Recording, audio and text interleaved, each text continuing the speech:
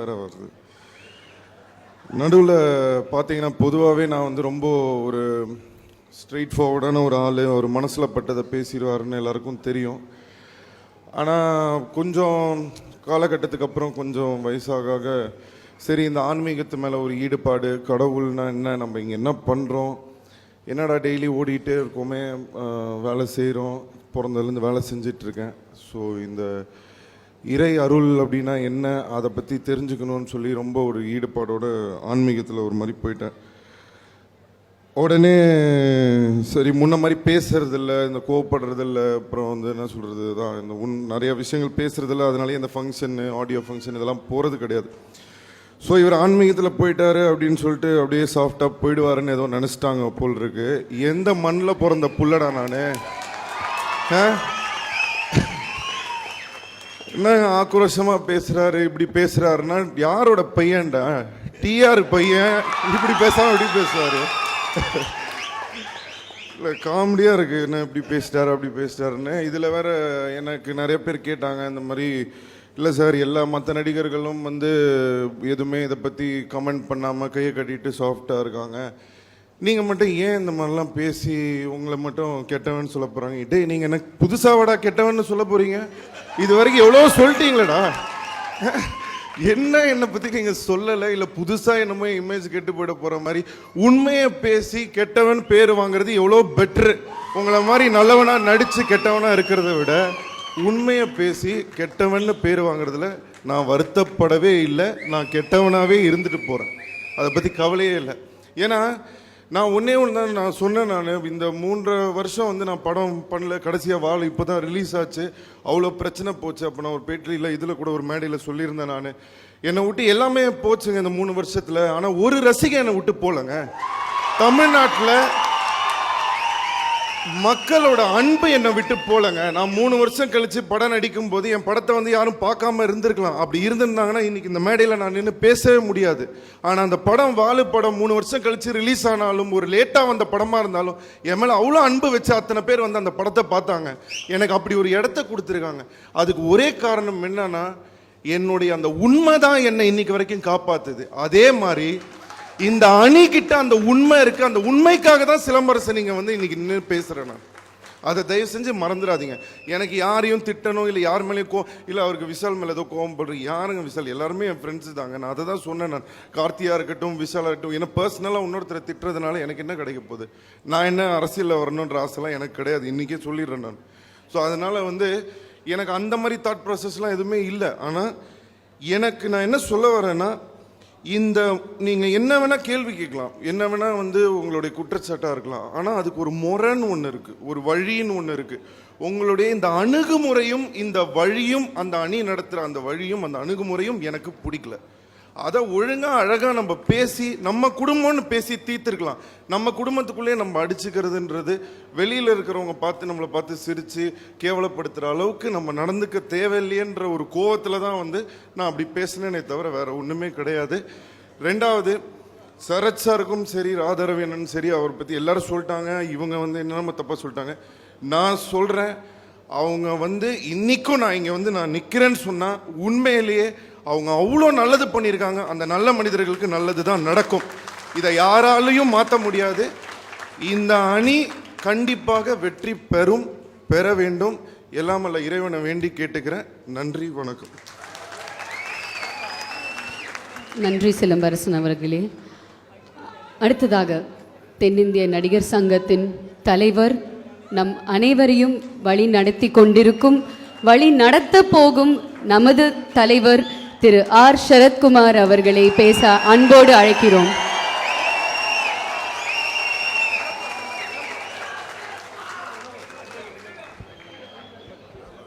தலைவர் பேசுறதுக்கு முன்னாடி 2 minutes அட்வொகேட் இளங்கோ அவர்களை பேச அழைக்கிறோம்.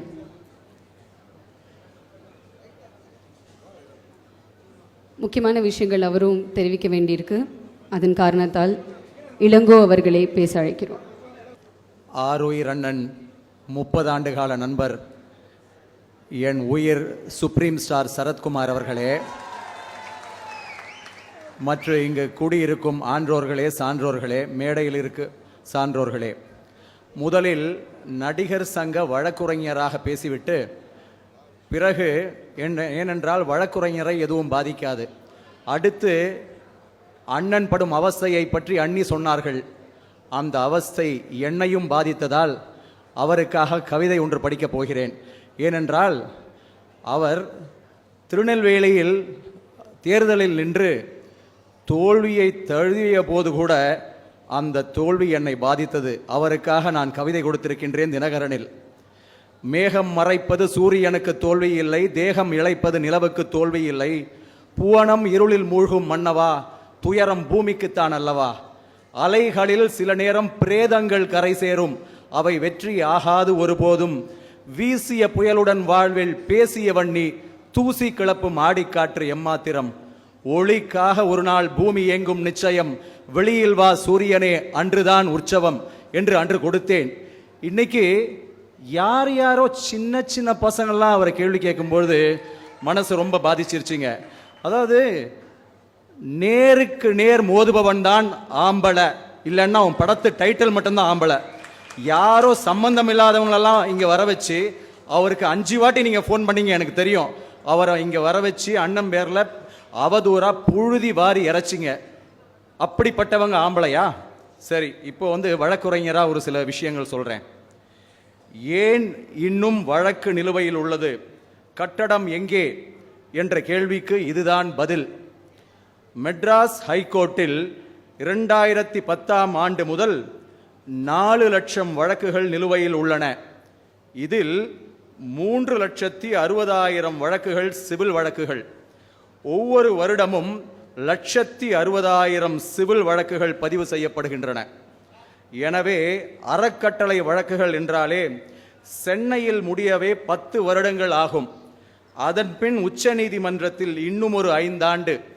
ஆகவே இந்த இக்கட்டான நிலைக்கு நடிகர் சங்கத்தை தள்ளியது வழக்கு போட்டு கட்டடம் வராமல் இருக்க தடை வாங்கிய பாண்டவர் அணியின் பூச்சிமுருகன் அவர்களா, அல்லது அவர் வாங்கிய தடையை நீக்க உயர் நீதிமன்றத்தில் காத்திருக்கும் அண்ணன் சுப்ரீம் ஸ்டார் அணியா? குயில புடிச்சு கூட்டில் அடைச்சி பாடச் சொல்வதைப் போல, மயில பிடிச்சி காலை உடைச்சி ஆடச் சொல்வதைப் போல நடிகர் சங்கத்தை முடக்கிய அணி பாண்டவர் அணி. பாண்டவர் அணி பதவிக்கு வந்தால் கட்டடம் வந்துவிடும் என்பது வடிகட்டிய பொய். ஸ்பை சினிமாவிற்கும் நடிகர் சங்கத்திற்கும் கையெழுத்தான ஒப்பந்தம் இருதரப்பு ஒப்பந்தம், பைலாட்ரல் அக்ரிமெண்ட்.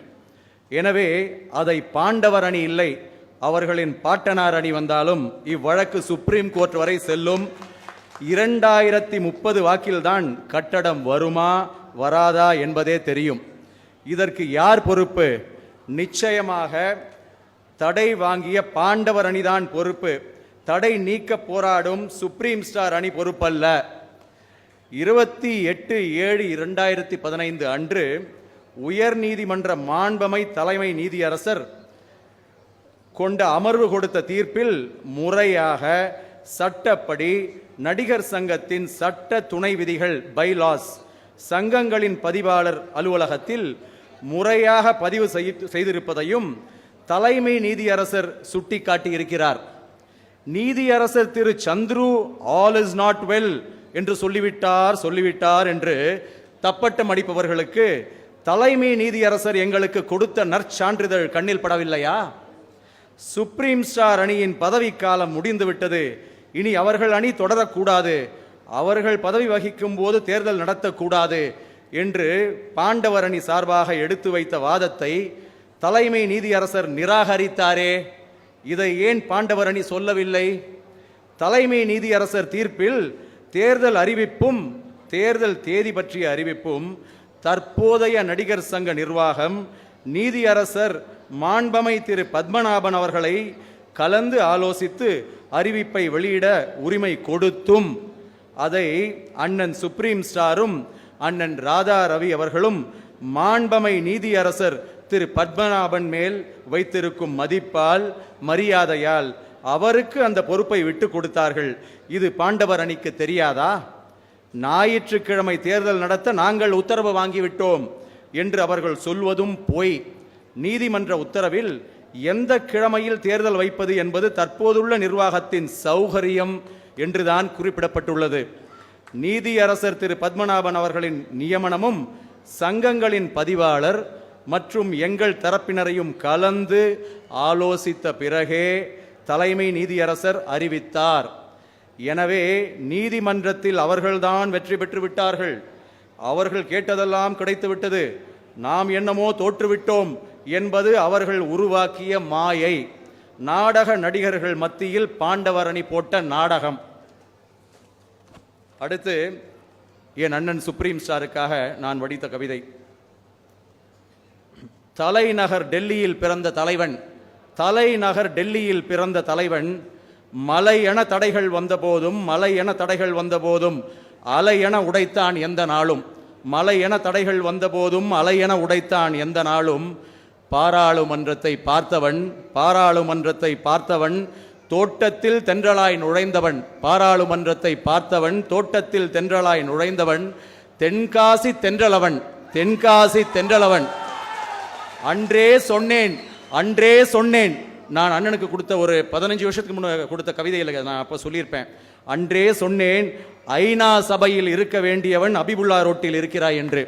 அன்றே சொன்னேன் ஐநா சபையில் இருக்க வேண்டியவன் அபிபுல்லா ரோட்டில் இருக்கிறாய் என்று.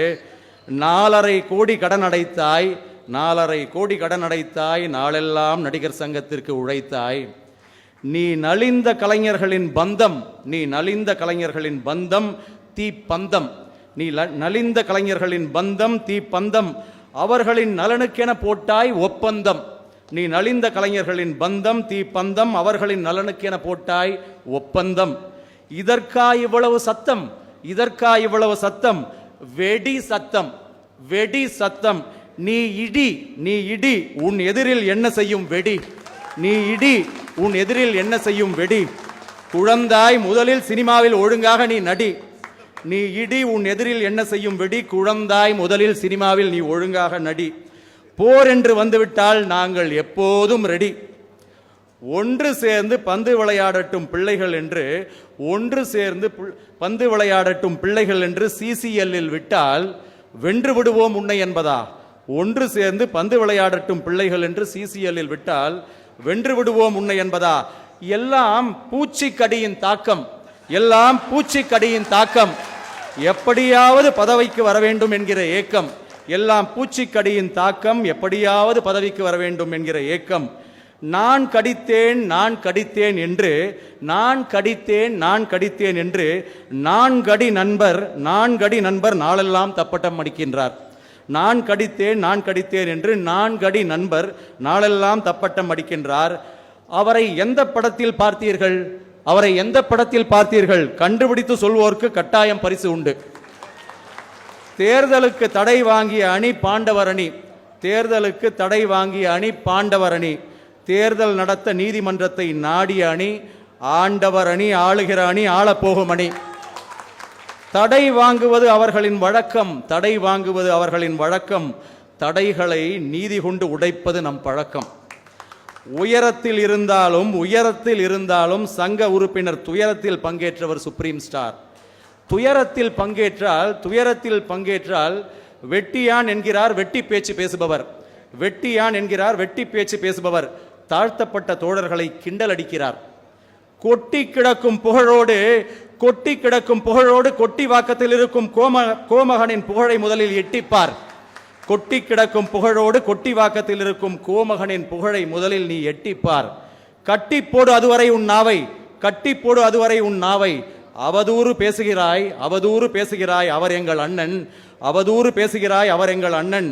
அவதூறு பேசினால் வரும் நீதிமன்ற சம்மன். யார் கொடுத்த தைரியம், யார் கொடுத்த தைரியம்? தம்பி, உன் படத்தை பார்ப்பதற்கு எனக்கில்லை தைரியம்.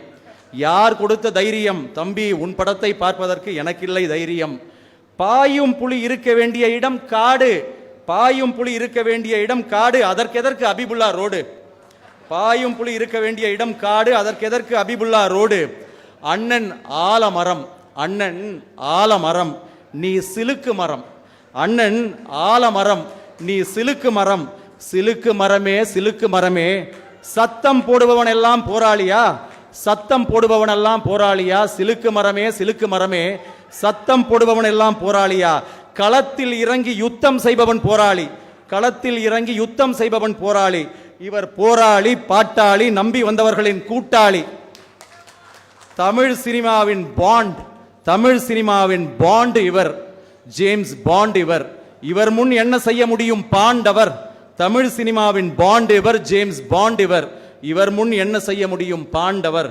2 மாதமாய் மட்டுமே மைக் பிடிப்போர், 2 மாதமாய் மட்டுமே மைக் பிடிப்போர் 20 ஆண்டு காலம் மக்கள் பணி செய்யும் அண்ணனுக்கு ஈடா?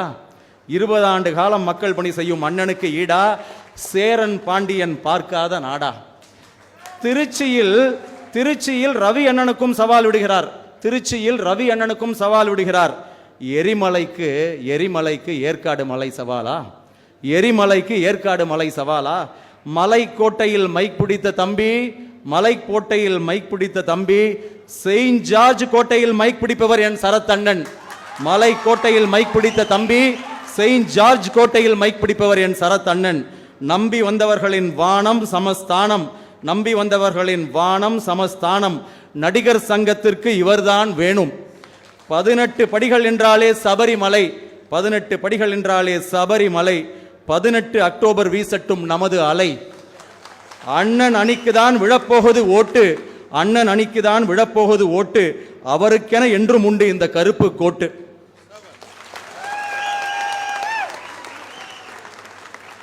இப்படி ஒரு கவிதை சொன்னதுக்கு அப்புறம் நான் தலைவரை வேற என்ன சொல்லி கூப்பிட போறேன் இந்த மேடைக்குன்னு எனக்கு சத்தியமா தெரியல. அந்த வார்த்தைகள் எல்லாமே இப்ப நான் மறுபடியும் சொன்னதா நினைச்சுக்கிட்டு நமது அன்பு தலைவரை நம்மோடு பேச அன்போடு அழைக்கிறோம். தலைவர் ஆர் சரத்குமார் அவர்கள் இப்பொழுது உங்களுக்காக. நம்முடைய தென்னிந்திய நடிகர் சங்கத்தின் நிரந்தர தலைவர், என்னுடைய சகோதரியின் கணவர், என்னுடைய உறவினர், என்னுடைய அன்பு சகோதரர் சுப்ரீம் ஸ்டார் சரத்குமார் அவர்களுக்கு இந்த வெற்றி ஆடையை என் குடும்பத்தின் சார்பாகவும் திராவிட இயக்கங்கள் சார்பாகவும் அணிவிக்கின்றேன்.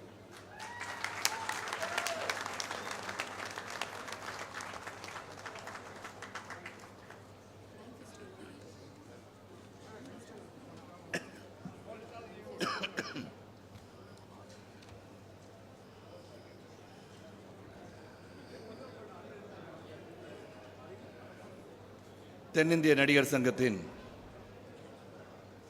தேர்தலை சந்திக்கின்ற சூழலில்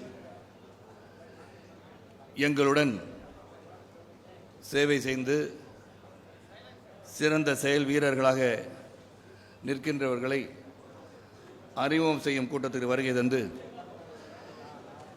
இங்கு சிறப்புரை ஆற்றி சென்றிருக்கின்ற தமிழ் திரைப்பட தயாரிப்பாளர் சங்கத்தின் தலைவர் எஸ் தான் அவர்களுக்கும், செயலாளர் சிவா ராதாகிருஷ்ணன் அவர்களுக்கும், உபத்தலைவர்கள் தேனப்பன் கதிரேசன் அவர்களுக்கும், பொருளாளர் சத்யஜோதி ஜாகி அவர்களுக்கும், அனைத்து நிர்வாகிகளுக்கும், இங்கு மேடையில் அமர்ந்திருக்கின்ற சின்னத்திரை நடிகர் சங்கத்தின் சார்பில் தலைவர் சரத்குமார் அவர்களுக்கு சால்வை அணிவிக்கப்படுகிறது.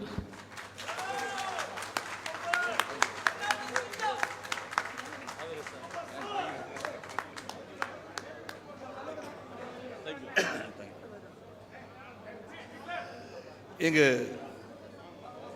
என் நண்பராக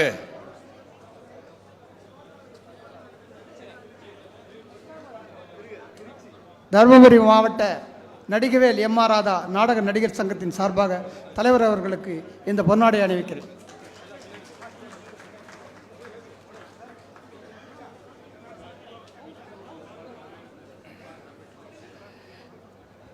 இங்கு நண்பராக வந்து இந்த சங்கத்தின் பெருமைகள் எல்லாம் எடுத்துச் சொல்லி என்னை பற்றியும் என் அன்பு நண்பர் என் மைத்துனர் ராதாரவி அவர்களை பற்றியும் சங்கத்தின் உறுப்பினர்களை பற்றியும் சிறப்பாக பேசி அமர்ந்திருக்கின்ற என்னை புலன் விசாரணை மூலம் அடையாளம் காட்டிய அன்பு சகோதரர் ஆர்.கே. செல்வமணி அவர்களே,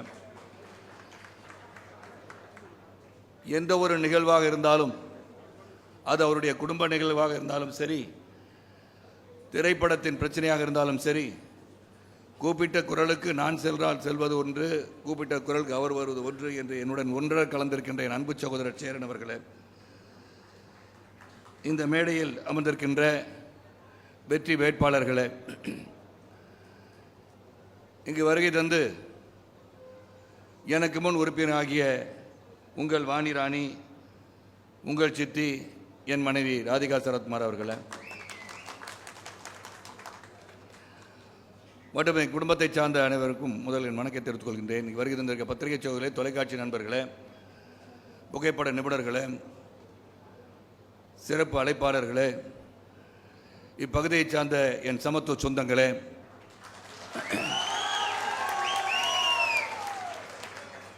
காவல்துறை நண்பர்களே, செல்போன் பிரியர்களே, உங்கள் அனைவருக்கும் என் அன்பு வணக்கத்தை தெரிவித்துக் கொள்கின்றேன். இந்த கடைசியாக பேசினாலே பிரச்சனை அதிகம். ஏன்னா பேசுகிறதெல்லாம் முதல்ல எல்லாருமே பேசிடுவாங்க. ஏன்னா எனக்கு சின்ன பயம் இருந்துச்சு. உணர்ச்சிகரமாக பத்திரிகையாளர் சந்திப்பிலே சிறப்பாக பேசி அமர்ந்த என் அன்பு சகோதரர் சிம்பு அவர்கள் இன்று வந்துவிட்டாரே, இங்கும் 1 மணி நேரம் பேசி விடுவாரோ, பேசிய பிறகு இருக்கின்ற ஒரு இரண்டு குறிப்புகளும் சென்று விடுமோ என்று நினைத்துக் கொண்டிருந்தேன். ஆக இந்த வேட்பாளர் அறிமுக கூட்டம் நடந்து கொண்டிருக்கிற சூழ்நிலையிலே கே நகரில் மற்றொரு கூட்டம். இதுக்கு தான் நான் சொன்னேன், இந்த நடிகர் சங்கம் இதன் பிறகு நிச்சயமாக ஒற்றுமையாக இருக்காது, அது தெல்ல தெளிவாகிவிட்டது என்பது உறுதி. அதில் நம்பிக்கை எனக்கு உறுதியாக இருக்குது. ஒரு பத்திரிகையாளர் என்னை கேட்டார், என்னங்க ஒரு பொறுப்பான பதவியில் இருந்து இந்த நடிகர் சங்கம் மீண்டும் ஒற்றுமையாக இருக்காது என்று சொல்கிறீர்களே என்று கேட்டார்.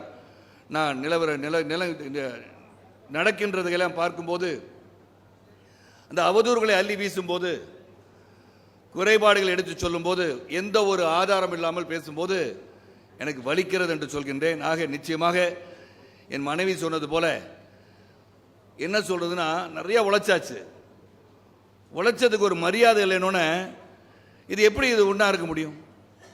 அண்ணன் சொன்னாங்க விஜயகுமார் நான் பேசும்போது, நாட்டாமை அப்படின்னு. இந்த நாட்டாமை படத்தில் நடித்தாலும் நடிச்சு ஓவரா நாட்டாமை பஞ்சாயத்து பஞ்சாயத்து பஞ்சாயத்து மட்டும்தான் நான் நடிகர் சங்கத்தில் நான் பார்த்துருக்கேன். ஆக 15 நிமிடம் அல்லது 20 நிமிடம் தான் பேச முற்படுகிறேன். ஏன்னா 8 மணி ஆயிடுச்சு, இதுக்கு மேலே பேச முடியாது. Friends, Romans and countrymen, lend me your ears. I come to bury Caesar, not to praise him. The evil that men do lives after them, but the good is oft interred to the bones. So let it be with Caesar. இது Julius Caesar, Shakespeare எழுதிய Julius Caesar mark Anthony பேசிய பேச்சு. அந்த mark Anthony பேசிய பேச்சுக்கும் இதற்கும் என்ன சம்பந்தம், இந்த விழாவுக்கு என்ன சம்பந்தம் என்று நீங்கள் நினைக்கலாம். மார்க் ஆந்தனி ஜூலியஸ் சீசரின் நண்பர். ஜூலியஸ் சீசர் சிறந்த ஒரு போர் வீரன். வெற்றிகளை குவித்து ரோமாபுரியை ஒரு சிறந்த நாடாக உருவாக்க வேண்டும் என்று பல தோல்விகளை சந்தித்திருந்தாலும் பல வெற்றிகளை குவித்து அந்த ரோமாபுரியை உலக வரைபடத்திலே மிகப்பெரிய நாடாக உருவாக்க வேண்டும் இருந்த ஒரு மிகப்பெரிய தலைவன் ஜூலியஸ் சீசர். அந்த ஜூலியஸ் சீசரை அவர்களுடன் இருந்தவர்கள் எல்லாம் சேர்ந்து கொலை செய்கிறார்கள் சபையிலே. அவர் கடைசியாக குத்துறவர் புரூட்டஸ். சாகும்போது சொல்கிறார், you too Brute then fall Caesar என்று சொல்கிறார் ஜூலியஸ் சீசர். அது முடிந்த பிறகு, அந்த கொலை செய்யப்பட்ட பிறகு அவரை புதைப்பதற்கு கூட இல்லை. ஏனென்றால் பேராசைக்காரன், ஊழல் பேர்வழி, சுயநலவாதி என்று அவருக்கு பட்டம் சூட்டி விட்டனர், புரூட்டஸ் உள்பட இருந்த அனைவரும். ஆகவே இன்று நான் பாண்டரவனை புரூட்டஸ் என்று நான் சொல்லவில்லை, தவறாக எண்ணி விடக்கூடாது. ஆனால் அந்த புரூட்டஸ் மக்கள் மன்றத்துக்கு செல்கிறார். அங்க போய் சொல்றார், நியாயப்படுத்துகிறார், நாங்கள் செய்தது நியாயம். ஜூலியஸ் சீசர் ஒரு பேராசைக்காரன், சுயநலவாதி என்று சொல்கிறார். அவர் பேசி முடித்து செல்லும் போது அவருடைய நண்பர் மார்க் ஆந்தனி இங்க வருகிறார். அவர் சொல்கிறார், மார்க் ஆந்தனி இங்க பேசுவாரு, எங்கேயும் போயிடாதீங்க, இருந்து கேளுங்க. அவர் சீசரோட நண்பர், சீசரை பற்றி சில வார்த்தைகளுடன் பகிர்ந்து கொள்ள ஆசைப்பட்டிருக்கிறார், நான் அனுமதி அளித்திருக்கிறேன் என்று சொல்கிறார். அதன் பிறகு பேச ஆரம்பித்துதான், ஃப்ரெண்ட்ஸ், சகோதரர்களே, நண்பர்களே, ரோமாபுரி மக்களே, நான் இங்கு சீசரை அடக்கம் செய்ய வந்திருக்கின்றேன், அவரை வாழ்த்தி பேச வரவில்லை.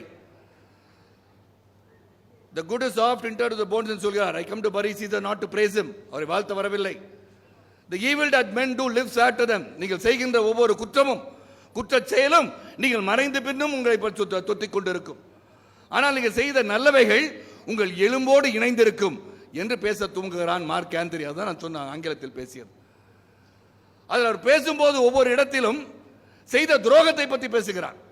ஆனால் அவங்க நல்லவங்கனே சொல்லி கடைசி என்னாச்சுன்னா, புரூட்டஸ் உட்பட அனைவரையும் அந்த மக்கள் ஒரு புரட்சி மூலமாக அந்த மக்கள் அவர்களை வெட்டி சாய்க்கிறார்கள். மார்க் ஆந்திரி தலைவனாகிறார். அதுக்கு எதுக்கு சம்பந்தம் இல்லாட்டியும் அவர் சொல்லும் போது கேட்கிறார், ஜூலியஸ் சீசர் உங்களுக்காக என்ன விட்டு சென்றிருக்கிறார் தெரியுமா என்று கேட்கிறார். பல ஊர்களுக்கு சென்று பல போர்களில் வென்று நமது ரோமாபுரிக்காக தங்க நாணயங்களை குவித்திருக்கிறாரே, கஜானாவை நிரப்பியிருக்கிறாரே, அது யாருக்காக விட்டு சென்றிருக்கிறார் தெரியுமா? உங்களுக்காக விட்டு சென்றிருக்கிறார் சொல்கிறார். இதை புரூட்டஸ் சொல்றாரு. அவர் வந்து பேராசைக்காரர், ஊழல் பேர்வழி, சுயநலவாதி என்று. ஆகவே ரெண்டு சிந்திச்சு பார்த்தேன் நான் காலையிலேயே. என்ன பேசலாம், எதை பற்றி பேசலாம், எப்படி பேசலாம் என்று சிந்தித்து பார்க்கும்போது இதுதான் ஞாபகம் வந்தது. ஒரு நல்ல மனிதனாக ஜூலியஸ் சீசர், இன்னைக்கும் கேட்டா ஜூலியஸ் சீசர் நான் பெருசா நினைக்கிற கூட அளவுக்கு ஜூலியஸ் சீசர் ஷேக்ஸ்பியர்ல பார்க்கும்போது அவ்வளோ பெரிய போர் வீரன் கேவலப்படுத்தி அசிங்கப்படுத்தி அவரை கொலை செய்கிறார்கள். அந்த இடத்துல மார்க் ஆந்திரி சொல்வார், இந்த இடத்தில் தான் புரூட்டஸின் கத்தி பாய்ந்தது தோழர்களே, அந்த கத்தியை உருவும் போது ரத்தம் பீரிட்டு வெளியே வந்தது என்று சொல்கிறார். அப்ப சொல்றான், ஒரு நிமிடம் எனக்காக தாமதியுங்கள், my heart is there but Caesar I will wait till it come back to me என்றார். என் இதயம் அங்கு இருந்து கொண்டிருக்கிறது, இதயம் வருவதற்காக காத்துக் கொண்டிருக்கிறேன்னு மார்க் ஆந்திரி பேசுகிறார். வேதனையில் பேசுகிறார். அந்த வேதனை தான் இன்று நான் இந்த மேடையில் அமர்ந்து பேச வேண்டிய சூழல். 1952ஆம் ஆண்டு துவங்கப்பட்ட தென்னிந்திய நடிகர் சங்கம் ஒரு பாரம்பரியமுள்ள சங்கம், ஒரு சாதாரண சங்கம் கிடையாதுங்க. நடிகர் சங்கத்துக்கு வந்து என்.எஸ். கிருஷ்ணன் அவர்கள், புரட்சித் தலைவர் எம்ஜிஆர் அவர்கள், அவை டி.கே. சண்முகம் அவர்கள், எஸ்.வி. சகஸ்ராம் அவர்கள், டி.என். சிவதானு அவர்கள் என்று பல பெரும் மூத்த கலைஞர்கள் பாடுபட்டு கட்டியிருக்காங்க. ஆனா இவங்க வந்து இப்ப என்ன நடந்திருக்கு, நான் இன்னைக்கே பத்திரிகையாளர் சந்திப்பில் சொல்லிட்டேன், இருந்தாலும் இன்னைக்கும் சொல்ல வேண்டிய சூழல். இன்னைக்கு வரைக்கும் அந்த அன்பு சகோதரர்கள் என்ன குற்றச்சாட்டு, என்ன எங்கிட்ட தப்பு கண்டுபிடிச்சீங்க? உண்மையிலே சொல்ல, பல முறை நான் சிந்தித்து பார்த்து விட்டேன். எங்கு தவறு செய்திருக்கின்றோம், எதில் தவறு செய்திருக்கின்றோம், தவறு என்ன? ஒரு ஒப்பந்தத்தை போட்டு 29 ஆண்டுகள் 11 மாதத்திற்கு உங்களுக்கு கிட்டத்தட்ட 130 கோடி ரூபாய் வருமானம் வரும் என்று சொன்னது தவறா? நீங்கள் நாங்கள் பார்த்தீர்கள், ஏவியை பார்க்கும்போது பார்த்தீங்க, சூப்பர் ஸ்டார் ரஜினிகாந்த் என்ன சொல்கிறார், தங்கத்தட்டில் தேங்காய் வைக்க முடியுமான்னு கேட்கிறார். 2 கிரவுண்ட் இடம் இருந்தாலே பெரிய அளவிற்கு இங்கு உருவாக்கி விடலாம், பெரிய பொக்கிஷத்தை உருவாக்கி விடலாம், பெரிய வருமானத்தை உருவாக்கி விடலாம் என்று சூப்பர் ஸ்டார் அவர்கள் சொல்லியிருக்கிறார்கள். அப்ப அவருக்கு தெரிஞ்ச விஷயத்தை தான் நாங்களும் செஞ்சிருக்கோம். நாங்களும் பார்த்தோம். 2000 ஆண்டு 2000 நானும் விஜயகாந்த் வந்த உள்ள. நான் கேட்கிறேன், இருக்க அன்பு சகோதரர்களுக்கு, கே நகரில் போட்டி மீட்டிங் போட்டிருக்க அன்பு சகோதரர்கள் கேட்கின்றேன், 14 ஆண்டுகள் 1986ஆம் ஆண்டு முதல் 2000 ஆண்டு வரை 14 ஆண்டுகள் என் அன்பு சகோதரர் என்று என்னுடைய மைத்திரர் ராதாரவி அவர்கள் நடிகர் சங்கத்தின் தலைவராக இருந்தாரே, அப்போது யாராச்சும் உள்ள போயிருக்குமா? நானும் போலையே. நடிகர் சங்கம் எங்க இருக்கிறது என்று கூட எனக்கு தெரியாது, உண்மை ஒப்புக்கொள்கின்றேன். இன்னைக்கு கார்த்தி சொல்றார் தெரியுமா, அபிபுல்லா ரோடு எங்க இருக்குன்னு அவருக்கு தெரியல. இலங்கை போராட்டத்துக்கு வந்த போது அவருக்கு தெரிஞ்சிச்சு, இது காணுமே அப்படின்னு. ஏன்னா அது வரைக்கும் அவர் வரலன்றது உண்மையை ஒத்துக்கிட்டார். ஆக அன்பு சகோதரர் ராதாரவி நினைத்திருந்தால் அன்னைக்கே வித்துட்டு போயிருக்க வேண்டியதானே? யார் கேட்டா? அவர் இளைஞருக்கு வழிவிடவில்லை என்று சொல்கிறீர்களே. என்ன மாதிரி இளைஞரும் விஜயகாந்த் போல இளைஞர் தான் அழைத்து வந்தார். என்ன இளைஞர் சொன்ன சரத்குமார் 25 வயசு தான் ஆகுது, அதனால சொல்றேன் நான். அப்ப ஒரு பொறுப்பு இருப்பவர் அந்த பொறுப்பை தானே அனுபவிக்க வேண்டும் என்று நினைத்திருந்தால் அன்று ராதாரவி என்னையும் விஜயகாந்தையும் அழைத்து வந்திருக்க மாட்டார். அது அழைத்து வந்தது மட்டுமல்லங்க, பொறுப்புல இல்லாட்டிக்கு அவரு கமிட்டி உறுப்பினராக நின்னாருங்க. சிந்திச்சு பாருங்க சகோதர சகோதரி, கமிட்டி உறுப்பினரா? தலைவன் ஒரு கமிட்டி உறுப்பினர் தன்னைத்தானே தாழ்த்தி கொண்டு இந்த சங்கத்திற்கு ஒரு விடிவு காலம் வர வேண்டும் என்று ஒரு தலைவனும் செயலாளரையும் வந்து சேர்க்கிறார். அதுதான் சுயநலமா? ஆனா அவங்க சொல்றாங்க சுயநலம் என்று. அங்குதான் மார்க் ஆந்திரியும் ஜூலியஸ் சீசரோட ஸ்பீச் மைண்டுக்கு வருது. அப்ப சுயநலவாதின்னு நீங்க சொல்லுவீங்க ரவியை கேட்டா அவங்க சொந்தக்காரங்கன்னு சொல்லுவீங்க. நீங்களும் தான் சொந்தக்காரங்க. சிவகுமார் வந்து கார்த்தியோட சொந்தக்காரரு, அவங்க அப்பா, அவங்க மகன் சத்யராஜ் அவங்களுக்கு மாமா முறை. நீங்கள் சொந்தம், நாங்கள் வந்து சொந்தம்னு சொல்லிக்க கூடாது. எனக்கு புரியல, அவங்கள பற்றிலாம் பேச வேணாம்னு நினைக்கிறேன். ஏன்னா பேசி டைம் வேஸ்ட் பண்ண ஆசைப்படலை, ஏன்னா டைம் அதிகமாகிடுச்சு. அப்போ அந்த 14 ஆண்டுகள் இருந்தாரே, அப்போ என்னை போன்றவர்கள் கூட கேள்வி கேட்கவில்லை. நான் நிறைய கேள்வி கேட்கணும்னு ஆசைப்படுவேன், நானே கேட்கலையே, அது உள்ள என்ன நடக்குன்னு தெரியாது. ஆனால் ரவி அங்கே இப்போ எலக்ட்ரிசிட்டி பில் கட்ட முடியல, அங்கே ஒரு பிரச்சனை, கார்பரேஷன் டாக்ஸ் பிரச்சனை, என்ன பண்றேன்னு சொல்லி கேட்கும்போது சத்யராஜ் அவர்கள் உதவி இருக்கிறார்கள், நான் உதவி இருக்கின்றேன், அன்பு சகோதரர் விஜயகாந்த் அவர்கள் உதவி இருக்கிறார்கள். அப்படியெல்லாம் இந்த சங்கத்தை கட்டி காத்து எங்கள்கிட்ட வந்து கொடுக்குறார். நீங்க நடத்துங்க, நீங்க வாங்க அப்படின்னு அழைத்து வர பண்பு இருந்தவர் ராதாரவி என்று சொல்லி நான் பெருமை கொள்கின்றேன். வந்த பிறகு 2000 ஆண்டு நான் வந்து 2 ஆண்டுகள் 2 முறை செயலாளர். பேங்க்ல 4,25,00,000 4,25,00,000 கடன்ல ஆழ்ந்திருக்குங்க. யாராலையும் அதை முடிக்க முடியல. ரவி சொல்கிறார், எப்படியாச்சும் கடனை அடைக்கணும் முதல்ல. அந்த கடனை அடைப்பதற்காக அப்ப நான் வந்து இன்னைக்கு இவங்களோட இன்னும் சூப்பர் லெவலில் இருந்துட்டு இருக்கேன் நடிகன். நினைச்சது ஐயோ என்னால் முடியாது, காலை நேரத்தில் போயிட்டு மேனேஜர் வீட்டில் உட்கார வேலை அப்படின்னு கேட்டனா? கேட்கல, போனேன். 4,25,00,000 கடனை 1,25,00,000 குறைத்தது சரத்குமார். நீங்க கலை நிகழ்ச்சி நடத்தி எல்லாரும் போய் ஒத்துழைத்து நாம் கொண்டு வந்த பணம் அங்க வந்து 1 கோடி கிட்ட தான் வந்துச்சு. 1 கோடி தான் வங்கியில் போட்டோம், 75 ரூபாய் திருப்பி வங்கியில் கட்டணும். ஆனால் நான் குறைத்தது 3,25,00,000. நீங்கள் வாங்கி வந்தது 1,75,00,000. நான் குறைச்சது பெருசா, வந்ததுக்கு பெருசா சிந்திச்சு பாருங்க. ஆக அதை குறைத்த பிறகு 2000 இருந்து 2010 வரைக்கும் எங்க போனீங்க நீங்களா? ஒரு முறையாவது நீங்கள் சங்கத்திற்கு வந்திருக்கிறீர்களா? ஒவ்வொரு முறையும் பொதுக்குழு நடக்கும்போது அன்பு மைத்துனர் ராதாரவிகள் பேசும்போது யாரும் வரலையே, ஒருத்தர் வரமாட்டேன்றாங்களே, முன்னணி கதாநாயகர் இல்லையே, கதாநாயகிகள் இல்லையே என்று வருத்தப்படும் போதெல்லாம் நான் கடைசியாக இதே மாதிரி இறுதியாக பேசும்போது இல்லை இல்லை ஷூட்டிங் போயிருப்பாங்க, பிஸியாக இருக்காங்க, நம்ம சங்கத்து மேலே அன்போடு தான் இருக்காங்க, ரவியர்கள் சொன்னாலும் அது வருவாங்க, ஒரு நாள் வருவாங்கன்னு சொன்னவன் தான் இந்த சரத்குமார். ஆக அந்த 10 ஆண்டுகள் எங்கே போனீங்க? 10 ஆண்டுகள் என்ன நடக்குதுன்னு தெரியாது உங்களுக்கு. இது வந்து கடன் அடைச்சிட்டீங்க, வைப்பு நிதி இருக்கிறது, இருப்பில் இருக்கிறது, பிக்சட் டெபாசிட் இருக்கு. அதுக்கப்புறம் யாராவது ஒருவர் இந்த 10 ஆண்டுகளில் யாராவது ஒருவர் நீங்க கடிதம் எழுதுனீங்களே, இப்ப எழுதுறீங்களா கடிதம், கையெழுத்து வேட்டை நடத்துகிறீர்களே, ஏன் அப்போ ஒரு கடிதமாச்சும் எழுதி இந்த மாதிரி எங்களுக்கு வந்து நல்ல ஒரு திட்டத்தை வகுத்திருக்கின்றோம், நாங்கள் வந்து ஒரு பவர் பாயிண்ட் பிரசன்டேஷன் உங்களுக்கு கொடுக்குறோம், இந்த வளாகத்தில் ஒரு சிறந்த ஒரு வருமானத்தை ஈட்டுகின்ற ஒரு வளாகத்தை உருவாக்கி விடலாம் என்று நீங்க என்னைக்காச்சும் கேட்டிருந்தா சொல்லுங்க, நான் இப்பவே விட்டு போயிடுறேங்க இந்த இடத்த விட்டு. ஒருத்தர் வந்து சொல்லியிருப்பீங்களா? உங்களை கேட்கிறேன், என்னைக்காச்சும் ஒருத்தர் வந்து சொல்லி நானும் ராதாரவியும் நீ யார் சொல்வதற்கு இங்கிருந்து வெளியே போன்று சொல்லியிருப்போமா? நம்ம சொல்லுங்க. உங்களுக்கு நடிகர் சங்கம் எங்க இருக்குன்னே தெரியாது உங்களுக்குலாம். இன்னைக்கு கேள்வி கேட்குறீங்க, ஏன்னா உங்களுக்கு personal Vendetta, your personal vengeance against Sarathkumar. தைரியமா சொல்லுவேன். சிசிஎல் பத்தி சொல்றாரு அவர். சிசிஎல் பத்தி தெரியுமா விஷாலுக்கு? செலிபிரிட்டி கிரிக்கெட் லீக் வந்து அவரோடதா, சொந்தக்காரன் தான் உட்கார்ந்துருக்காங்க அங்க. ரிஸ்க் கையெழுத்து போட்டது நானு, நீங்க டீம்ல ஆட வந்தீங்க. ஆனா இவர் சொல்றாரு அடுத்த முறை நாங்க வந்து அதிகமா வந்து பணம் கேட்டு நடிகர் சங்கத்துக்கு கேட்போன்னு. நீங்க ஏன் பணம் வாங்காமையா விளையாட மாட்டேன்றீங்க? கிரிக்கெட் ஆடுறதுக்கே பணம் வாங்கி தானே விளையாடுறீங்க. எங்க கம்பெனி 35 கோடி ரூபாய் லாஸ்ட்ல இருக்குங்க சிசிஎல். உனக்கு தெரியுமா Vishal? Celebrity cricket league is loss of 35 crores. Do you know that? ஆனா நீ வந்து அதிகமா சம்பளம் கேட்பாராம். இப்போ அதுல கூட நான் என்ன பண்ணினேன், கம்பெனி ஒன்று பாடி வந்து ரெடான் அதுல பங்குதாரர், அவங்க வந்து ரிஸ்க் எடுத்து பணம் போட்டிருக்காங்க. அந்த கம்பெனி எப்படி முதுகெலும்பு கூட மேலே நிறுத்தலாம் நினைச்சிட்டு இருக்கோம். இவர் அதிகமாக பணம் கேட்பாரு. அங்கே கூட என்ன பண்ணனா 10 வருஷம் அக்ரிமெண்ட் போட்டு கொடுத்தேன் நடிகர் சங்கத்துக்கு. வருடம் நமது சங்கத்தின் உறுப்பினர் கிரிக்கெட் ஆடுவதற்கு 25 லட்சம் ரூபாய் நீங்க எங்க சங்கத்துக்கு தரணும்னு சொல்லி 25 லட்சம் ரூபாய் வருடம் தோறும் நடிகர் சங்கத்திற்கு வாங்கி கொடுத்தவன் சரத்குமார். இதான் சுயநலமா? இதான் பேராசையா? நீங்க கிரிக்கெட்ல கேப்டனா இருக்கலாம், அங்க நீங்க விளையாடலாம். அங்க கூட பாவம் அப்பாஸ் விளையாண்டுட்டு இருந்தான் நல்லா. உனக்கு கிரிக்கெட்டே விளையாட தெரியாது உனக்கு. உண்மையே சொல்றேன், இது வரைக்கும் நான் பேசுவானா இன்னைக்கு? உனக்கு கிரிக்கெட் பேட்னா தெரியுமா? பார்த்துருப்பியா? கிரிக்கெட் விளையாடுற கேப்டனா நீ? போனா போதும் உன்னை வந்து ஆக்கிட்டார் உங்க முதலாளி. அதனோட நீ பெரிய கேப்டன், ஒரு பெரிய இது ஒரு கேப்டன், நான் தான் கேப்டன் அப்படின்னு.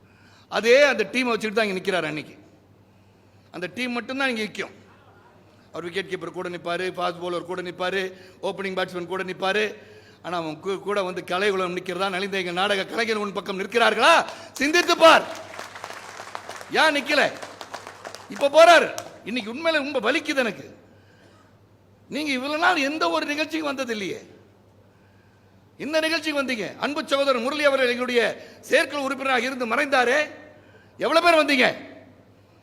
கேட்டா நம்ம ராதாரவி அவர்கள் தேனாம்பேட்டையில் சாவுக்கு போவார், கோடம்பாக்கத்துக்கு சாவுக்கு போவார். அவர் வெட்டியான் வேலை பண்ணுற வெட்டியான் என்ற அன்பு சகோதரர்களை இழிவுபடுத்தியிருக்கிறார். It is a cognizable offense, நான் bailable offense. போனா போதும் சும்மா இருக்காங்க. என் அன்பு சகோதரர் வெட்டியானுக்கு இடத்தை சேர்ந்த சகோதரர்கள் அமைதி காத்து வருகிறார்கள். இன்னைக்கு அவர் மேல ஒருத்தர் கேஸ் போட்டாங்கன்னா இட்ஸ் a நான் bailable offense மிஸ்டர் விஷால். அதான் ஸ்ரீசேகரம் காதுல ஓதுறாரு அந்த வீடியோல. டோன்ட் சே நினைச்சவனா நாளைக்கு கேஸ் போடுவேன் நான். ஒரு இனத்தை நீ பரிகாசம் செய்திருக்கிறாய். வெட்டியானா சாதாரண ஒரு இதா? இறுதிச் சடங்கை செய்பவர் அவர், நமக்கு மரியாதை கொடுத்து அனுப்புபவர் அவர். நீ வெட்டியான இழிவுபடுத்துற. நீ ஒரு மனிதனா? கடைசியில் இறுதி யாத்திரை போய் நீ பார்த்திருந்தா தெரியும். இதே நடிகர் திலகம் அவர்களை என் கையால தூக்கி வச்சிருக்கேன். கே பாலச்சந்தர் முன்மொழிந்து இருக்கிறாரே, நாசர் அவர்களுக்கு முன்மொழிந்து இருக்கிறாரே, அன்பு சகோதரர் கமலஹாசன் அவர்கள் எங்க போனீங்க? அமெரிக்கால இருந்துட்டு வந்தீங்களா? உங்க குருநாதர் சாவுக்கு வந்தீங்களான்னு கேட்கிறேன். 15 லட்சம் ரூபாங்க. அமெரிக்கால இருந்து ஃபர்ஸ்ட் கிளாஸ்ல வந்து திரும்பி போயிருக்கலாம். குருநாதர் என்று அழைத்துக் கொண்டிருக்கீங்க. அமெரிக்கால இருந்து உங்களுக்கு வந்து உங்க குருநாதரை பார்க்க முடியல. நீங்க முன்மொழிவீங்க, நான் வேடிக்கை பார்த்துட்டு இருக்கணும். கேட்டா கமலஹாசனை திட்டுவதற்கு, கமலஹாசனை பற்றி பேசுவதற்கு அருகதை இல்லைன்னு யார் சொல்றா? கார்த்தி. உங்களுக்கு என்ன அருகதை இருக்கு? Do you have any experience? Can you match the experience of Sarath Kumar? Can you match the intelligence of Sarath Kumar? Can you come to one-to-one debate with Sarath Kumar? Which topic do you want? என்ன பேச வரீங்க என்கிட்ட? ஏதோ சும்மா அமைதியா இருக்கான், அமைதியா போலாம், சும்மா வந்து சீண்டி பார்த்துட்டு இருக்கீங்க. நானும் பார்த்துட்டு தான் இருக்கேன். ஒரு நாள் ஒரு கீழத்தனமான ஒரு கேள்வி என் மனைவி பார்த்து கேட்கிறார். யார் கேட்கிறாரு? சிவகுமார் அண்ணன். ஒரு வார்த்தைக்கு ஒருத்தர் சிவகுமார் அண்ணன் சொல்றவங்க கேட்கிறாராம். என்ன கேட்டிருக்காரு தெரியுமா? வேதனையா இருக்குங்க. அன்னைக்கு என்னுடைய கோபத்தை அடக்கி கொண்டிருந்தேன். என் மனைவி பார்த்து கேட்கிறாரு, ஏன்பா உங்க கணவன் வந்து படம்லாம் எடுத்து உன் சொத்தெல்லாம் அழிச்சிட்டாராமே? கேட்கிற கேள்வியாங்க. அப்படிப்பட்டவனா சரத்குமார்? என் சொத்தை எழுதி கொடுத்து என் மனைவி சிறப்பா வாழ்ந்து நினைக்கிறவங்க நானு. போகும்போது ஒரு பைசா சொந்த பந்தம் நல்லா இருக்கணும், உறவுகள் நல்லா இருக்கணும், நண்பர்கள் நல்லா இருக்கணும். கொடுத்தவங்க நான் தான் உண்மையான கருணை. கேட்டிருக்கார் கேள்வி. நேரா வீட்டில் போய் கேட்டிருப்பேன். சிவகுமார் பார்த்து பேசுங்க சொல்லிருப்பான். இன்னைக்கு அக்கா அண்ணன் கூப்பிட்ட ஒரு மரியாதைக்காக விட்டான் அவரை. Do you think நான் போய் என் பொண்டாட்டி சொத்தை வித்துவனா? விக்கிற அருகதை என்ன பண்ணுவனா? கேவலமான மனிதனானா? உடலில் வலிமை இல்லையா? 61 வயசுங்க, 25 வயசு பையனை நேருக்கு நேருக்கு சந்திக்கக்கூடிய தைரியம் உள்ளவனா? கேவலமான பேச்சு. வாயை பொத்திட்டு இருக்கணும். நானு சீனியர் நடிகர், மூத்த கலைஞர் என்று வாயை பொத்திட்டு நான் உட்கார்ந்து இருக்கணும். ஐயோ அவர் பெரிய மனுஷன், அவரை பத்தி பேசக்கூடாது. என்னமா உன் சொத்தெல்லாம் வித்து நீ வந்து அவனுக்கு கொடுத்துட்டியாமே? என்ன ஒரு ஈனத்தனமான ஒரு கேள்வி சிவகுமார். வேதனையா இருக்கு. இன்னைக்கு சொல்றேன், தைரியம் இருந்தா என்ன வந்து கேளு. ஏன்பா என்னோட தங்கச்சி சொத்தெல்லாம் வித்துட்டியாமன்னு கேளு. ஏன் என் பொண்டாட்டி போய் கேட்கற? தைரியம் இருந்தா ஆம்பளைக்கு ஆம்பளை வந்து கேளு, பொம்பளை போய் கேட்காத.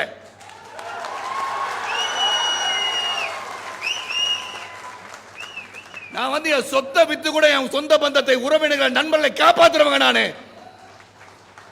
கடைசியில் என் கட்டையில போகும் என் கிட்ட சொத்து இல்லாட்டி என் சொந்த பந்தங்கள்லாம் ரோட்ல நிக்க மாட்டாங்க, கோடான கோடி கோபுரத்துல நிற்பாங்க. என்ன பார்த்து கேட்டிருக்கான் அவன் மனுஷன். அவரோட மகன் கார்த்தி எந்த பக்கம் இருக்குதுன்னு தெரியல அவங்களுக்கு. என்ன பத்தி பேசுறீங்க? அப்புறம் நான் வாயை பொத்திட்டு இருக்கணும், சும்மா இருக்கணும். நான் எனக்கும் கோபம் வரும், கெட்ட வார்த்தை மட்டும் எனக்கு வராது. ரவி மாதிரி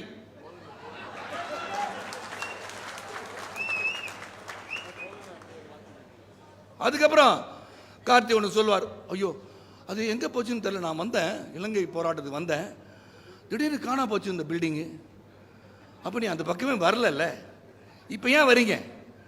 அன்னைக்கு பத்திரிகையாளர் சந்திப்பில் சொன்னேனே, நீங்கள் வந்து பொதுக்குழுக்கு போல, செயற்குழுக்கு போல, அங்கே ஒப்புதல் வாங்கலை, எதுவுமே வாங்கலை, எல்லாம் வாங்கினதை வந்து டேட் வாரியாக போட்டு கொடுத்தோமே. அதன் பிறகு இன்றைக்கி டெமாலிஷன் பிளான் கிடையாது. நீங்கள் அதுக்கும் ரிசீட் 10,438 ரூபாய் கட்டத்தை காமிச்சேனே. பத்திரம் வித்துட்டீங்கன்னு சொன்னீங்க, இடத்த வித்துட்டீங்கன்னு சொன்னீங்களே, அந்த இடத்தோட பத்திரத்தை காமிச்சேனே. இன்கம் டேக்ஸை பற்றி சொன்னேன். அண்டர் செக்ஷன் 12A நடிகர் சங்கம் charitable trust registered section 12A அதில் வந்து we are exempted from tax, so we don't have to file income tax return for நடிகர் சங்கம் charitable trust. அதற்கு பிறகு நம்ம வந்து நடிகர் சங்கம் ஃபார்மேஷன் பண்ணது வந்து அண்டர் செக்ஷன் 12 அது இல்லை. அதுக்கு வந்து ஒரு பர்சன் ஆர் பர்சன்ஸ் அப்படின்னு சொல்லுது. சட்டம் சொல்கிறது. சட்டத்தை படிக்கல நீ வேணா மேல்நாட்டில் போய் MBA படிச்ச, அது படிச்சியா படிக்கல யாருக்கு தெரியும்? நான் படிச்சது BSc மேத்தமேட்டிக்ஸ், நியூ காலேஜ் போனால் டிகிரி இருக்கு யூனிவர்சிட்டி ஆஃப் மெட்ராஸ். நீ பாட்டு சொல்லிக்க வேண்டியது MBA படிச்சேன்னு. அப்போ இன்கம் டேக்ஸ் படிச்சிருக்கணும், இன்கம் டேக்ஸ் ஆக்ட் படிச்சிருக்கணும். 139(1) very clearly states when the loss is there for a person or persons or an association, you don't have to file income tax ன்னு சொல்லுது. நாங்க முட்டாளா?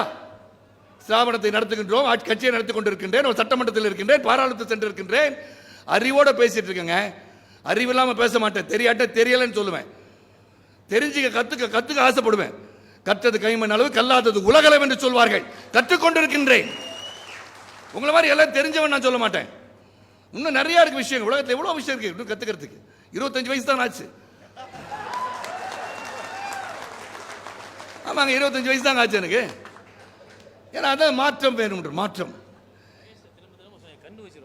வயசு வச்சா கண்ணு வச்சு சேரன்னு சொல்கிறார். ஆகவே என் வயது 26 ஆக்கி கொள்கிறேன். இந்த ஒபாமா வந்து என்னுடைய ரொம்ப பிடிச்ச ஒரு தலைவர் அப்படின்னா உலகத்தில் ஒபாமா. அந்த ஒபாமா வந்து மாற்றம் என்று சொல்கின்ற அந்த வார்த்தையை, சேஞ்ச் என்ற வார்த்தையை சொல்வதற்கு முன்பு ஒரு மனிதன் சொல்லியிருக்கிறான் என்று சொன்னால் அது சுப்ரீம் ஸ்டார் சரத்குமார் தான். I brought that name change. மாற்றம் என்று நான் கொண்டு வந்தேன். because I'm a great lover of Obama. அவருடைய பேச்சுக்கள்லாம் பார்த்திருக்கின்றேன். மனைவிடம் ஒரு நாள் சொன்னேன், சிங்கப்பூர்ல இருக்கும்போது சொன்னேன், இவர் ஒரு நாள் ஒரு பிரசிடென்ட் ஆயிடுவார் போல இருக்கே, இந்த இவர் ஒரு கருப்பராக இருக்கிறார், எப்படி வந்து பிரசிடெண்டா வருவார் அப்படின்னு கேட்டாங்க. நான் சொன்னேன், இவர் உள்ளத்தில் அடித்தளத்திலிருந்து பேசி கொண்டிருக்கிறார், நிச்சயமாக பிரசிடெண்டா வருவார்னு சொன்னேன். எதுக்கு சொன்னா, அவர் மாற்றத்தை பற்றி பேசுகிறார். அவர் அமெரிக்காவில் ஒரு மாற்றத்தை கொண்டு வர வேண்டும், எக்கனாமிக் ரிஃபார்ம்ஸ் பற்றி பேசுகிறார், பொருளாதார சீரமைப்பை பற்றி பேசுகிறார். அவர் பேசுகிறார், இவங்க மாற்றம்ன்றாங்க. மாற்றம்னா என்ன?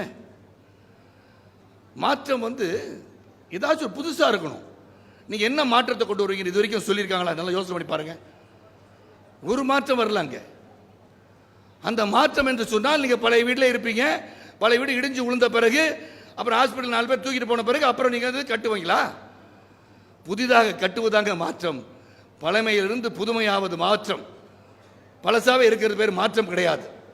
ஆனால் நல்ல ஒரு செயல்பாடு உள்ள நல்ல ஒரு செயல் வீரராக பயணித்துக் கொண்டிருக்கின்றோம். இந்த நடிகர் சங்கம் மீண்டும் கடனில் ஆழ்ந்துவிடக்கூடாது என்ற எண்ணத்திலே நாங்கள் சிறப்பாக செயல்பட்டு ஒரு ஒப்பந்தத்தை போட்டிருக்கோம். நீங்கள் கேள்வி எப்படி கேட்டீங்க? முதல்ல நேரடியாக வந்து சந்தித்து கேட்டீர்களா? இல்லை எங்கள் அக்கான்னு சொல்லி கூப்பிட்டு இருக்கீங்களே என் மனைவியை, பல முறை விருந்திற்கு சென்றிருக்கிறாரே, வீட்டுக்கு வந்து கேட்டீங்களா? அண்ணனை பார்க்கணும், அண்ணன் பேசணும், இன்னைக்காச்சும் வந்து கேள்வி கேட்டிருக்கீங்களா? நீங்கள் கேட்க வந்த கேள்வி எங்கே போகிறீங்க? நேராக மீடியாவுக்கு போகிறீங்க. ஸ்டேட்டாக ஒரு போர்க்கொடி தூக்குகிறோம் என்று எங்கே செல்கிறீர்கள்? வீட்டில் இருக்க அழுக்கு துணியை வெளியே துவைக்கக்கூடாதுன்னு சொல்லுவாங்க. Don't wash your dirty linens out சைடுன்னு சொன்ன மாதிரி உங்கள் துணியை எடுத்துகிட்டு வெளியே போய் துவைக்கிறீங்க. என்னத்துக்கு? இங்கே வந்து எங்களை கேட்டு நான் வேண்டான்னு சொன்னேன்னா, கேள்வி கேட்கணும் உரிமை இல்லை என்று சொன்னேன்னா, சொல்லலையே நான் ஒன்றும். நீங்கள் வந்து கேட்கவே இல்லை என்ன ஒப்பந்தம் என்னன்னு கேட்கல. ஆனால் உங்களுக்கு பூச்சி முருகன் மீது நம்பிக்கை இருக்கிறது.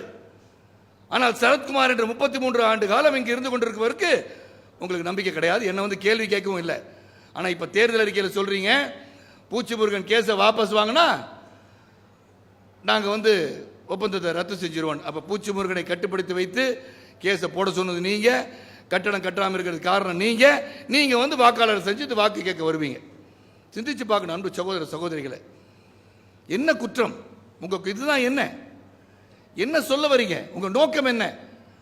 உங்கள் நோக்கம் வந்து ரவி அவர்கள் கெட்ட வார்த்தையை திட்டிவிட்டது ஒரு நோக்கமா? அதாவது ஒரு நோக்கம் வந்து ஒரு கெட்ட வார்த்தைன்னு திட்டாரு, அதனால என்ன தகாத வார்த்தையை திட்டாரு என்று சொன்னால் அது சங்கத்தை உடைப்பதற்கு காரணமா? நான் கேட்கிறேன். உங்களை திட்டினாரா நேரம் போய் கேளுங்க. நான் நீங்க சொன்ன ஒரு மீட்டிங்ல ரவி என்ற திட்டினார நேரம் வீட்டில் போய் கேட்டேன், என்ன ரவி இந்த மாதிரி பேசுறீங்களா என்ன பத்தி கேட்பேன். அந்த தைரியம் உங்களுக்கு கிடையாது. என்ன பண்றது? ஆக அது நோக்கம் அல்ல. நாங்கள் சங்கத்துக்கு என்ன பண்ண போறோம்? இந்த ஒப்பந்தத்தில் நான் சொன்னேன், அதான் செல்வமணி அழகா சொன்னாங்க, பேசிட்டு இருந்தேன். அப்ப சொன்னேன், இந்த ஒப்பந்தத்தை நாங்கள் படித்து பார்த்தோம், அந்த 5வது கிளாஸ் கொஞ்சம் நல்லா இல்லையே, சிறப்பாக இல்லையே. அஃப்கோர்ஸ் ஒப்புதல் கொடுத்துட்டாங்க பொதுக்குழுவில், எங்களது 7வது வந்து கொஞ்சம் ஸ்ட்ராங்காக இருந்திருக்கலாமே. அப்படின்னாச்சும் என்கிட்ட வந்து பேசுனீங்களா? உதவியாச்சும் பண்ண வந்தீங்களா? கூட ஏதாச்சும் வந்து சொல்ல வந்தீங்களா? எதுவுமே சொல்லாமல் இந்த ஒப்பந்தத்தை ரத்து செய்யினா எதுக்கு ரத்து செய்யணுன்ற காரணத்தை இதுவரை சொல்லியிருக்கிறார்களா? சொல்லலை. ஆனால் பொத்தம் பொதுவாக வாய்க்கு வந்ததெல்லாம் சொல்கிறது. எனக்கு ஒரு பாரம்பரியம் இருக்குங்க, பெரிய பாரம்பரியம் தான். சைக்கிளில் போய் பேப்பர் போட்டு 500 ரூபாய் சம்பளத்தில் வந்து உழைச்சி சம்பாரிச்சு வந்தவன் தான் அந்த சரத்குமார். பிஎஸ்சி பட்டதாரி தான், கணிதம் படித்தவன் தான் நான். ஆனால் சைக்கிளில் போய் பேப்பர் போட்டிருக்கேங்க. பெங்களூரில் வீடு வீடாக போய் பேப்பர் போட்டிருக்கேன். உழைப்பை பற்றி தெரியும், நேர்மை பற்றி தெரியும், தர்மத்தை பற்றி தெரியும், எளியவர்களை பற்றி தெரியும், நலிந்தவர்களை பற்றி தெரியும். ஒவ்வொருத்தர் வாழ்க்கையில் 5 ரூபாய்க்கு எப்படி கஷ்டப்படுறாங்க எனக்கு தெரியும். அவர்களுடைய கஷ்டத்தை அறிந்தவன், புரிந்தவன். அந்த இடத்துல தான் நான் வந்தேன். நான் மேல இருந்து குதித்த, வானத்திலிருந்து குதித்த நட்சத்திரம் அல்ல. ஆனால் குடும்ப பாரம்பரியம் மிகப்பெரியது. லார்ட் மவுண்ட் பேட்டன் அவருக்கு $10,000 சிங்கப்பூர் டாலர் கொடுத்தது யார் தெரியுமா? அந்த காலத்திலே இந்தியா சுதந்திரம் பெற வேண்டும் என்று கொடுத்தது என் தாத்தா ஓ ராமசாமி ஃப்ரம் சிங்கப்பூர். கூகுள் பண்ணி பாருங்க, ஓ ராமசாமி போட்டு பாருங்க, கூகுளில் வரும். அதாவது உலக அளவிலே ஒரு டைட்டில் டத்தோ கூட வந்து மலேசியா கூட இருக்கும், டத்தோ ஸ்ரீ மலேசியா கூட இருக்கலாம். ஆனால் ஜேபி என்ற டைட்டில், ஜஸ்டிஸ் ஆஃப் பீஸ் என்ற டைட்டில் உலகிலே அங்கீகரிக்கப்பட்ட ஒரு டைட்டில் கொடுத்திருக்கிறார் என்று சொன்னால் என் தாத்தா ஓ ராமசாமி கொடுத்திருக்காங்க. ஒரு பாரம்பரியம் எங்களுக்கு இருக்கு, சொந்த பந்தங்கள் இருக்கிறார்கள். நான் சினிமா துறைக்கு வந்த பிறகு நான் யாருக்கு சொந்தம் கூட யாருக்கும் தெரியாது. நான் உழைச்சி சம்பாதிக்கணும், என் பேர் இவங்களோட சொந்தம், இவர் இன்னாரோட சொந்தம்னு சொல்லி கூட நான் வரல. நான் பெரிய வந்து ஒரு நடிகராக பிறகுதான் சிவந்தி ஆயத்தன் என்னுடைய அண்ணன், பி ராமச்சந்திர ஆயத்தன் அண்ணன் என்று அப்புறம் தான் அவங்களுக்கு தெரியும். அதுக்கப்புறம் தான் அவங்களுக்கே தெரியும், பத்திரிகையாளர்களே அப்பதான் தெரியும். என்னையா சொல்லு, ஐயாவுக்கு சொந்தனே சொல்லலையே, எதுக்கு சொல்லணும்? நான் உழைத்து சம்பாதித்து என் சொந்த காலில் நின்று நான் நிற்க வேண்டும் ஆசை கொண்டவன், அது எதுக்கு நான் சொல்லணும்னு கேட்டவனா? ஆக உழைப்பை பற்றி நல்லா தெரியும். உழைச்சிருக்கேங்க, இந்த சங்கத்துக்காக கடினமாக உழைச்சிருக்கேன். வேதனையாக இருக்கும் போது ஊழல் குற்றச்சாட்டை வைக்கும் போது வேதனையாக இருக்கிறது, வலிக்கிறது. 60 கோடி ரூபாய் வாங்கிட்டேன்னு சொல்றாங்க. எடுத்த 3 படத்தில் 15 கோடி ரூபாய் லாஸ். சரி பண்ணிட்டு வைக்க ஓடி போயிருக்க மாட்டேங்கிறாரா? அதுக்கு ஆதாரம் இருக்கிறதா? இங்க ஒரு பத்திரிகையாளர் வந்து சொல்றார், ஒரு மெம்பர் இல்லாம நான் மெம்பர் இந்த மேடையில், அதான் சொல்றேன் ஒற்றுமை வராதுன்னு ஏன் சொல்றேன்னா, ஒரு நான் மெம்பரை கூட்டி இங்க நிக்க வச்சு என்னை பற்றி அவதூறு பேச வைக்கிறீர்கள். அது உங்களுக்கு வலிக்கலையா? 33 வருஷம் இந்த இண்டஸ்ட்ரியில் இருக்கனே, 33 வருஷம் இந்த கலைத்துறையில் இருந்து சேவை செய்து ஏழை எளிய மக்களுக்கு துன்பம் என்ற போது பக்கத்தில் போய் நின்று இருக்கேன், உதவி பண்ணியிருக்கேன், சர்வீஸ் பண்ணியிருக்கேன். என்ன பார்த்து நீங்க கேட்கிற கேள்வி எதுவா? இதுதான் நான் சம்பாதிச்ச பேரா? அப்ப நீங்க சொல்வதில் ஏதாச்சும் உண்மை இருக்கிறதா? அவரை கூப்பிட்டு வச்சு இதே மேடையில் அங்க நின்று பேசுறாரு. அவரு சொல்றார், நான் இவ்வளவு கொடுத்தோம், நாங்க வந்து ரவி வந்து பேசினாரு, இவர் காலையில 7 மணிக்கு ஓடி வந்தாரு, ஓடி வந்தோன்னே அதெல்லாம் வந்து நான் சொன்னதெல்லாம் செஞ்சாரா? என்னங்க, இதே அவர் வேறு யாராவது இந்த மேடையில் வந்து அப்படி அவர்களை பற்றி பேசியிருந்தா அவர் முதல்ல கீழே இறக்குங்கன்னு சொல்லியிருப்பேன். யாரை கூப்பிட்டு எங்க என்ன பேசுறீங்க? அதை பத்தி இங்க கருணாகரன் தயாரிப்பாளர் பேசினார் உங்களிடம், அவர் மேலே பெரிய குற்றச்சாட்டு. அதை பத்தி நான் பேச விரும்பல, அது அப்புறம் பார்த்துக்கலாம் இந்த தேர்தல் முடிஞ்ச பிறகு. இங்க இந்த சங்கம் பாரம்பரியம் மிக்க ஒரு சங்கம். இங்க ஒரு பக்கம் பாண்டவர் அணின்னு சொல்றாங்க. பாண்டவர் அணி சொல்றதே தப்பு. ஏன்னா நீங்க வந்து அந்த பாண்டவர்களை அவமதிக்க கூடாது. பாண்டவர் நீங்க பேரை வச்சுக்க கூடாது. முதல்ல பாண்டவர் அணி 5 பேர் இல்லையா? நாங்க 29 பேர் இருக்கோம்.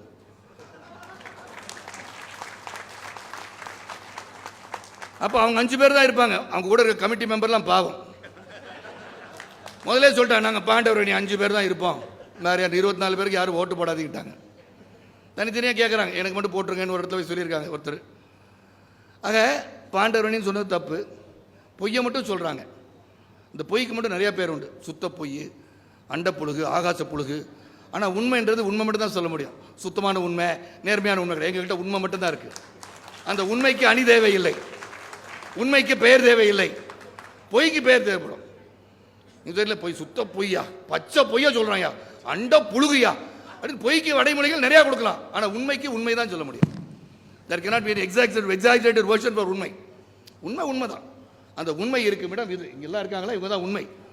இவர்கள் பேசுவது உண்மை, செய்வது உண்மை, செயலில் உண்மை, நேர்மை, தர்மம், நியாயம் உள்ள இடம் இந்த நடிகர் சங்கத்தில் இருந்து கொண்டிருக்கிற நாங்கள் தான் என்பதை உங்களுக்கு சொல்றேன். இதெல்லாம் இவ்வளவு தூரம் எதுக்கு சொல்லணும்னா, ஒரு பொய்ய 100 தடவை சொன்னா உண்மையாயிராதுங்க. இப்ப அதெல்லாம் சொன்னதுக்கு உடனே சொல்றார் பூச்சி முருகன் என்பவர் சொல்றார், ஐயா அதெல்லாம் பொய்யான டாக்குமெண்ட் காமிச்சாருங்க, எல்லாம் பொய்யுங்க. அப்ப இதுதான் உண்மை, உண்மையாச்சும் கொண்டு வந்து காமி, நான் பார்த்துக்கிறேன். எது உண்மை சொல்லுங்களேன், மக்கள்கிட்ட கொண்டு காட்டுங்க. இவ்வளவு நாள் ஆச்சுல்ல, தேர்தல் வந்து 18ஆம் தேதி, இவ்வளவு நாளுக்கு ஏன் உங்களிடம் இருக்கும் இந்த ஆதாரத்தை ரெக்கார்ட் பண்ணி வச்சிருக்கேன்னு சொல்றீங்க. ரவி பேசினதை கொண்டு வந்து காமிங்களையா, காமிங்க, வெட்ட வெளிச்சமாக்குங்கள். துரோகிகள் சரத்குமாரும் ராதாரவி என்று சொல்லுங்கள், திருடி விட்டார்கள் சொத்தை என்று சொல்லுங்கள். ஏன் சொல்ல மாட்டேன்றீங்க? ஏன்னா உங்களுக்கு முடியல, உங்களுக்கு எந்த ஆதாரமும் கிடையாது. அப்படி பேசுபவர்கள் நாங்கள் அல்ல. ஆனால் சிந்திச்சு பார்க்கணும். ஒரு நல்ல ஒரு திட்டம், ஏழை எளிய மக்கள் என்னைக்காச்சும் சந்திச்சிருப்பீங்களா நீங்க உங்களெல்லாம்? நான் போய் போட்டேன், எல்லாரும் சால்வை போட்டு ரொம்ப சந்தோஷமா இருந்துச்சியா, கண்ணில் தண்ணி வந்தது எனக்கு. எவ்வளோ அன்பு சகோதர சகோதரிகள், தாயுலம் கொண்டவர்களாக நான் பார்த்துருக்கேன், கூட பழகியிருக்கேன், சற்று ஒதுங்கி இருக்கின்றேன் அரசியலில். அதனால் வந்து ஒரு நடிகனாக இல்லைன்னு சொல்ல முடியாது என்ன. ஏன்னா எனக்கு இப்போ நிறைய சேவை செய்யணும் அப்படின்ற பணப்பான்மையில் வந்தவன் நான். ஆனால் அது கொஞ்சம் கொஞ்சமாக குறைய ஆரம்பிக்குது. உண்மையிலே சொல்கிறேன். என் மனைவி சொன்னது போல, ஏன்டா இந்த சினிமான்ற அளவுக்கு வந்துருச்சுங்க. பொது வாழ்க்கை இருக்குது, பொது வாழ்க்கையை போயிட வேண்டியதானே. கேட்குறாங்க, மாற்றம் வேண்டும். சத்யராஜ் சொல்கிறாருங்க, அன்பு சகோதரர், 1 வருஷத்துக்கு முன்னாடி அவர் வீட்டில் போய் 1 மணி நேரம் பேசியிருக்கேங்க. இந்த ஒப்பந்தம் என்ன, இதன் சரத்துக்கள் என்ன, இது எப்படிப்பட்ட ஒப்பந்தம், 1 வருஷத்துக்கு முன்னாடியே வீட்டில் போய் பேசியிருக்கணும். இல்லை அவர் மனசை தொட்டு சொல்லட்டும். அவர் 11 மணிக்கு தான் டிசைட் பண்ணாராம் மீட்டிங் போகிறதா வேண்டாமான்னு. 11 மணிக்கு டிசைட் பண்ணி அவங்களுக்கு ஆதரவாக பேசிட்டாரு, மாற்றம் தேவைன்னு. உங்களுக்கு மாற்றம் தேவையாக இருக்கலாம் சத்யராஜ், அன்பு சகோதரர் அவர்களே. எனக்கு மாற்றம் தேவை கிடையாது. ஏனென்றால் எங்களிடம் மாற்றம் என்பது இந்த ஒப்பந்தத்தை சிறப்பாக நடத்தி இந்த நடிகர் சங்கத்தில் கடன் இல்லாத ஒரு சூழல் உருவாக்குவதுதான் எங்களுக்கு மாற்றம். எங்களை ஒதுக்கி வச்சுட்டு போகணும்னு ஆசைப்படாதீங்க. உங்களால் முடிஞ்ச கீழே வந்து வேலை செய்யுங்க. அங்கே இன்னொருத்தர் காமெடி பண்ணுறார், அவர் எங்கே போய் பிரச்சாரம் பண்ணாலும் அங்கே தோற்று போயிடும். அவர் தான் தூக்கி வச்சுக்கிட்டாங்க. அவர் கிணத்தை காணுமா, இடத்த காணுமா, அவர் என் பண்ணு தெரில போல இருக்கு. அந்த ரோட்டில் போயிருந்தாங்க, இருக்கா இல்லையான்னு தெரிஞ்சிருக்கும். ஆக இதான் காமெடிக்காக கூட்டத்தை பார்த்தோன்னு ஒரு பேச்சு, கூட்டம் இல்லாத போது ஒரு பேச்சு. லட்ச நடிகர் SSRக்கு வந்துங்க இறந்த போது நீங்கள் எங்கே போனீங்க? வந்தீங்களா? நீங்கள் அந்த வீட்டு பக்கமாச்சும் வந்தீங்களா? அப்புறம் வந்து நினைவஞ்சலி நாங்கள் நடத்தினோமே, அப்போ வந்தீங்களா? எல்லாம் அவங்க குடும்பமே ஒன்றா இருந்துச்சு. இன்னைக்கு என்ன பண்ணுறீங்க? குடும்பத்தை பிரித்து பார்க்குறாங்க. பாண்டவர் அணி பிரிக்கிறாங்க. வேதனையாக இருந்தது. SSR கண்ணன் அவர்கள் சொல்லுகையில் வேதனையாக இருந்தது. ஏன்னா நாங்கள் அப்படி பார்க்கலைங்க, அந்த மாதிரி பாடல. இது என்ன வேறொரு களமா இது? நாளைக்கு ஒருத்தர் திட்டிக்குவோம், நாளைக்கு கூடி சேர்ந்து பழக முடியுமா? தீயினால் சுட்ட பொண்ணு உள்ளார மாறாதே, நாவினால் சுட்ட வடு என்று சொல்கிறது குறள். தச்சிருச்சுங்க இங்க. அதான் இவ்வளவு பேசுறேன். உள்ளத்தின் அடித்தளத்திலிருந்து ஆணித்தரமாக சொல்கின்றேன், வலிக்குது. என்ன தவறு செய்தேன் சுட்டி காட்ட முடியவில்லை உங்களால். கேட்டா அது தப்பு, இது தப்பு, மாமியார் மருமக சண்டை மாதிரி சொல்லிட்டு இருக்காங்க. உட்காந்தா குத்தம், நின்னா குத்தம், படுத்தா குத்தம், தூங்கினா குத்தம், ஜன்னல் திறந்தா குத்தம், கண்ணாடி லைட்டை போட்டா குத்தம், லைட் ஆஃப் பண்ணா குத்தம், எல்லாமே குத்தம் உங்களுக்கு. அப்ப எதுதான் நியாயம் சொல்லுங்க? உங்களை வேண்டான்னு சொன்னோமா? ரவி வந்து பலமுறை சொல்லியிருக்காரு, இளைஞருக்கு வாருங்க வாருங்க. சிம்பு இருக்காருங்க கூட, சூர்யா இருந்திருக்காரு, முரளி இருந்திருக்காரு, கார்த்திக் இருந்திருக்காரு, எல்லாம் இருந்தீங்களே. அப்ப இருக்கும் போது நீங்க கருத்துக்கள் சொல்லியிருக்கீங்களா? அந்த கருத்தை நாங்கள் எதிர்மறை கருத்தாக நாங்கள் சொல்லியிருக்கிறோமா? எதுவுமே சொல்லலையே. உங்களோட ஒத்துழைத்து சிறப்பாக செயல்பட வேண்டும் என்று தான் பயணித்துக் கொண்டிருக்கின்றோம். ஆக இப்படி நல்லபடியாக சிறந்த முறையில் ஒரு தென்னிந்திய நடிகர் சங்கம் நடந்து கொண்டிருக்கும் போது என்ன காரணம் இதுவரைக்கும் எனக்கு புரியல. ஏதாச்சும் ஒரு காரணம் இருக்கணும். அதுக்கு பல காரணம் இருக்கு. சிசிஎல் ஒரு காரணமாக இருக்கலாம், வேற ஒரு காரணம் வச்சிருக்கார், பர்சனல் அஜெண்டா, அதனால் என்னை பழி வாங்க நினைக்கலாம், அவரை நான் அங்கீகரிக்கவில்லை என்று நினைத்துக் கொள்ளலாம். அதெல்லாம் வந்து ஒரு காரணம் கிடையாது. அப்போ ஒரு அஜெண்டா வேணும். நீ வந்து வாழ்க்கையில் என்ன சாதிக்கணும் அதை சாதி. உனக்கு அரசியல் வரணும்னு ஆசை வந்துருச்சு, அவ்வளோதானே. தைரியமாக சொல்ல அரசியல் நடத்தணும்னு பாரதி ராஜா அவர்கள் சிறந்த ஒரு அறிக்கை வெளியிட்டிருந்தார். அந்த சிந்தனை தான் இன்னைக்கு செல்வமணியும் சேரணும் பதிவித்திருக்கார். நான் அதை சொல்ல வரல. என்னை பொறுத்தவரை தென்னிந்திய நடிகர் சங்கம் என்று சொல்லும்போது அது ஒரு குடும்பங்க. ஜாதி மதத்திற்கு மொழிக்கு அப்பாற்பட்டு அது ஒரு குடும்பம், சிறு குடும்பம். இந்த குடும்பத்துக்காக போராடியவனை நீ விலகி போ என்று சொன்னால் வலிக்கும். கஷ்டப்பட்டு ஒரு கூட்டை கட்டி முடித்த பிறகு தூக்கணாங்குறி அந்த கூட்டுக்குள் புகுந்து விடுகிறேன் என்று சொல்லும் போது வலிக்கும். ஏன்னா சேவை செஞ்சிருக்கோம், வலிக்குது. என்ன துரோகம் செஞ்சோம், என்ன தவறு செய்தோம், தவறை சுட்டி காட்டாமல் பேசிக் கொண்டிருக்கிறீர்களே. எல்லாரும் பேசுறாங்க, நீ பேச இதே மேடையில் உட்கார்ந்து பேசுறாங்க. வருத்தமா இருக்கு. நண்பர்களாக இருந்தவர்கள் திடீரென்று எதிரியாக மாறுகிறார்கள், எதிரியாக தெரிந்தவர்கள் துரோகியாக மாறுகிறார்கள். ஒருத்தர் வந்து சொல்லுங்களேன், என்னைக்கு வந்து பேசுனீங்க என்கிட்ட. ஆக இதெல்லாம் சிந்தித்து பார்க்கும் போது இந்த நடிகர் சங்கம், நலிந்த கலைஞர்கள் பாதுகாவலர் என்று சொன்னால் அது முதல்ல நான் சொல்றது ராதாரவி மட்டும்தான். அவர் தான் எங்களெல்லாம் கூட்டி வந்தார். அந்த சேவையை நான் பார்க்குறேன். 14 வருஷ சேவை. அதுக்கப்புறம் 15 ஆண்டுகள் நான் ஒரு செயலாளராக இருந்து எப்படி நான் வந்து இந்த சங்கத்தை நடத்தி செல்லணும். அதுக்கப்புறம் தலைவராக வந்து இந்த கட்டடம் கட்டி கொடுத்து செல்கிறேன் என்று சொன்னேன். எவ்வளோ முறை நான் ரிசைன் பண்ணேன்னு சொல்லி இருக்காங்க. அக்கெல்லாம் உட்காந்துருக்காங்க. போகும்போது வேண்டாம் வேண்டாம் இருங்க, கட்டடத்தை கட்டி கொடுத்துட்டு போங்கன்னு சொன்னாங்க. அப்போ கட்டி கொடுத்துட்டு போகணுன்னு உட்காந்தது தப்பா? 2010 அக்ரிமெண்ட் போட்டால் 2011 பில்டிங் வந்திருக்குமே. நீங்கள் 2013 வந்து பில்டிங் வந்து 2013 நீங்கள் பார்த்தீங்களா? அங்கே பார்த்தீங்களே, அங்கே பொதுக்குழுவில் கேட்குறீங்க கேள்வி பதில் சொன்னோம்ல, வெளியே போய் எல்லா கேள்வி பதில் வந்துருச்சுன்னு சொன்னீங்களே, அதுக்கப்புறம் என்னாச்சு உங்களுக்கு? ஆக சிந்தித்து பார்க்க வேண்டும். நல்ல ஒரு சங்கமாக தென்னிந்திய நடிகர் சங்கம் பாரம்பரியம். தென்னிந்திய நடிகர் சங்கத்தின் தேர்தல் 18ஆம் தேதி அன்னைக்கு மனசாட்சியோட போங்க. சற்று நேரம் அங்கே போய் அந்த வாக்குச்சீட்டை பார்த்தவுடன் அப்படியே கண்ணை மூடிக்கோங்க, சிந்தித்து பாருங்கள். செய்த சேவைகளை ஒரு நிமிடம் சிந்தித்து பாருங்கள். கண்ணை மூடிட்டு யோசனை பண்ணி பார்த்தீங்கன்னா தெரியும், இது வந்து யார் இதை சிறப்பாக நடத்த முடியும், யார் நமக்கெல்லாம் உழைத்திருக்கிறார்கள், யார் நமக்காக தொடர்ந்து உழைப்பார்கள், யார் இந்த சங்கத்தை கட்டி காத்து சிறப்பான முறையில் நலிந்த கலைஞர்களை எல்லாம் நம்முடன் அழைத்து செல்வார்கள் என்று நீங்கள் சிந்திச்சு பார்த்தீங்கன்னா உங்கள் மனசில் தோன்றது ஒன்றே ஒன்று தாங்க, இந்த அணி எங்களை சார்ந்த அணி, எங்கள் அணி, அது உங்கள் கண் முன்னாடி வரும்.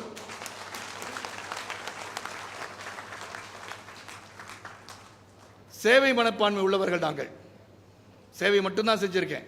ஆனால் உண்மையிலே சொல்கிறேன், நாம் வெற்றி பெற்று விடுவோம். அந்த வெற்றிக்கு பிறகு இந்த கட்டடம் கட்டுவதற்கான முயற்சி எடுப்படும். அப்போ வந்து அப்பையும் விளக்கு வாபஸ் வாங்க மாட்டார் அவர். அப்போ என்ன பண்ணணும் எனக்கு தெரியும். அந்த கட்டடம் வரும், அந்த கட்டடத்துக்கு என்ன பண்ணணும் எனக்கு தெரியும். ஆனால் அதுக்கப்புறம் நான் சொல்கிறேன், என் அன்பு சகோதரர் துணைத் தலைவர் இருக்கிறார், ரவி அவர்களுக்கு எல்லாம் இருக்கீங்க. இதுக்கப்புறம் உண்மையிலே இந்த வழக்கு வந்து நிச்சயமாக வெற்றி பெறுவோம். கட்டடம் வருங்க. கட்டடம் வந்தவொடனே இந்த ஆளை விட்டுருங்க. என்ன தயவு செய்து போதும் இந்த பழிச்சொல், எனக்கு போதும் இந்த அவமானம். Accusations and allegations against me. ஒருத்தர் சொல்லியிருப்பாங்களா 33 வருட காலத்தில் யாராச்சும் ஒருத்தர் சொல்லுவாங்களா சரத்குமார் என்னை ஏமாத்திட்டான், சரத்குமாருக்கு துரோகம் பண்ணிட்டான்? சொல்லுங்க ஒருத்தரை வந்து, ஒருத்தரை சொல்லுங்க. சொல்ல முடியாது. தைரியமா சொல்றேன், தைரியமா கேட்கிறேன். துரோகம் பண்ணிட்டாரு, எங்களை ஏமாத்திட்டாரு, கொள்ளடிச்சிட்டாரு, குடியை கெடுத்துட்டாரு, சொல்லுங்க. ஒருத்தராலையும் சொல்ல முடியாதுங்க. ஏன்னா என் தந்தையார் வளர்ப்பு எனக்கு இருந்து கொண்டிருக்கிறது, மேலிருந்து பார்த்து கொண்டிருக்கிறார். எங்களுக்கெல்லாம் மரியாதை சொல்லிக் கொடுங்க. பார்த்து நிறைய பேர் கேட்பாங்க, என்னங்க எல்லாரையும் வாங்க போங்கன்னு பேசுறீங்க. எங்கள் அப்பா சொல்லிக் கொடுத்தது தான் அது. என்றைக்குமே வாடா போடான்னு கூட யாரையும் பேச மாட்டேன். எங்கள் வீட்டு வேலை ஆட்களாக இருந்தாலும் கூட என்னமோ நல்லா இருக்கீங்களா, வந்தீங்களா, உட்காந்தீங்களா, சாப்பிட்டீங்களா, அப்படி தான் கேட்பேன். பல பேர் என்ன கேட்பாங்க. அப்படியே பழகிட்டேங்க. நான் மரியாதை கொடுத்து பழகிய ஒரு குடும்பத்தை சார்ந்தவன். எங்கள் அப்பா மட்டும் சாதாரண ஆள் கிடையாதுங்க. செய்திகள் வாசிப்பது ராமநாதன் என்ற கணியில் குரலுக்கு சொந்தக்காரர். அனைத்து பத்திரிகையாளர்களுக்கும் பிரஸ் இன்ஃபர்மேஷன் பியூரோனா என்னன்னு தெரியும். He retired as information officer of Press Information Bureau, Chennai. செய்திகள் வாசிப்பது ராமநாதன், அவர் பேரே வாசிப்பது ராமநாதன், கணீர் குரலுக்கு சொந்தக்காரர். மகாத்மா காந்தியின் இறுதி ஊர்வலத்தை ஒரு வர்ணனையாளராக இருந்திருக்கிறார். சாதாரண விஷயம் இல்லை. இமோஷனாக பேசிய அன்னைக்கு பலரை கவர்ந்திருக்கிறார். என்னை பொறுத்த வரைக்கும் இன்னும் கொஞ்சம் விட்டா நான் அழுதுருவேன். ஏன்னா இது உடையுதேன்னு அழுகிறேன், உடைஞ்சு போகுதேன்னு பார்க்குறேன். உடைஞ்சிரும்னு நிச்சயமாக என்னால் தெரியும். செல்வமணி சொன்னாங்க, நாங்கள் இருப்போம், நாங்கள் இருந்த திருப்பி ஒட்ட வச்சிருவோன்னு. Never, it's not possible, it cannot be possible. நான் நிச்சயமாக அதுக்கு இறங்கி வரமாட்டேன். இனிமே நான் பாட்டு ஒதுங்கி போயிடுவேன் ஒழிய விலகி போக மாட்டேன். உறுதுணையாக இருந்து உங்களை நான் காப்பாற்றுறது இருந்து கொண்டே இருப்பேன் ஒழிய இவங்கள மாதிரி ஆளுங்களை வந்து நிச்சயமாக நான் வந்து அடையாளம் காட்டுவேன். இன்னைக்கும் சொல்றேன், சிவகுமார் அவர்களே, நிச்சயமாக உங்க வீட்டு எதிர வந்து ஒரு நாள் கேட்பேன். என் மனைவியிடம் நீங்கள் கேட்ட கேள்வி சொன்னது தவறாக சொல்லிவிட்டேன். உங்களை கேட்காட்டி என் பேர் சரத்குமார் இல்லை, வாபஸ் வாங்கிருங்க. என்ன பேசி உங்களுக்கு? நீங்க வந்து ஆதரிப்பீங்களா அவங்கள? ஆதரிங்க. Don't go and tell my wife that I've sold her property. அங்கதானே இருக்கு ப்ராப்பர்ட்டி. எல்லாத்துக்கும் மொத்தம் பொதுவாக ஏதோ பேசிக்கிட்டு வாய் இருந்தா பேசுறது, அப்படி பேசக்கூடாதுங்க. நியாயமா பேசணும். எதிலுமே நியாய தர்மம். தப்புனா காலில் விழுந்து மன்னிப்பு கேட்டுருவேன் நான். அப்படிப்பட்ட பாரம்பரியம் எனக்கு இருக்கிறது. உண்மையை பேசணும்னு நினைச்ச எல்லாரும் நிறைய பேர் இருக்காங்க. அன்னைக்கு காமெடி பேசுறாங்க. என்ன பார்த்து தமிழனான்னு கேட்கறாங்க. சிரிப்பு வருது எனக்கு. ராகுல் வந்து 1 மாத காலம் ஸ்ரீலங்காவில் போய் கிரிக்கெட் ஆட போயிட்டானா, அங்கே படிக்க போயிட்டானா, அதனால அவன் வந்து தமிழன் இல்லையா? சிந்திச்சு பார்க்கணுங்க. நீங்க என்ன நடிகர் சங்க தேர்தல் நடத்துறீங்களா? குடும்ப விமர்சனம் செய்கிறீர்களா? மாமா மச்சானுவீங்க, சொந்தத்தை பத்தி பேசுவீங்க, குடும்பத்தை ரோட்டுக்கு இழுப்பீங்க, குடும்பத்தை பிரிச்சு பார்ப்பீங்க. அது நடிகர் சங்க தேர்தலின் அஜெண்டாவா? Is that an agenda? நடிகர் சங்கத்துக்கு என்ன பண்ணுவேன்னு சொல்லுங்க. 24 லட்சம் ரூபாய் வருமானம் வருதுன்னு சொல்றீங்க, எங்க கிட்ட 30 லட்சம் வருது வருமானம்ன்றீங்க. கேட்டா நாங்க வந்து படத்தில் நடிச்சு 30 கோடி ரூபாய் சம்பாதிப்போம். உன் படமே 4 கோடி கலெக்ட் ஆகல. என் படம் பெட்டர் யா சண்டை மாறுதோம். ஆமா உண்மையிலே சொல்றேன். நாங்க சொன்னாங்க ஜனவரி வந்து என்னுடைய அன்பு சகோதரர் அஜித்தோட படம் வருது, இந்த விஷால் படம் வருது, அதனால நம்ம பிப்ரவரி வரலாம்னு சொல்லிட்டாங்க. அன்னைக்கு நான் வந்திருக்கணும். அப்ப விஷாலை பத்தி அன்னைக்கு தெரிஞ்சிருக்கும். ஆக எதுக்காக சொல்றேன்னா, நீ வந்து ஒரு வீரன் அப்படிலாம் சொல்லிட்டு இருக்க முடியாது. வீரன் வந்து களத்தில் இறங்கும் போது தான் தெரியும். சும்மா வாய் உதார் காமிக்கிறோம் வீரன் கிடையாது. அதெல்லாம் வந்து சும்மா. நீ கிரிக்கெட் ஆடி பாருங்க, கபடி ஆடி பாருங்க, வாலிபால் ஆடி பாருங்க, பாஸ்கெட் பால் ஆடி பாருங்க, ஃபுட்பால் ஆடி பாருங்க, கராத்தே ஆடி பாருங்க, பாக்ஸிங் பண்ணி பாருங்க. யார் கூட? என் கூட. அப்புறம் நீ வீரனா இல்லையா நான் சொல்றேன்.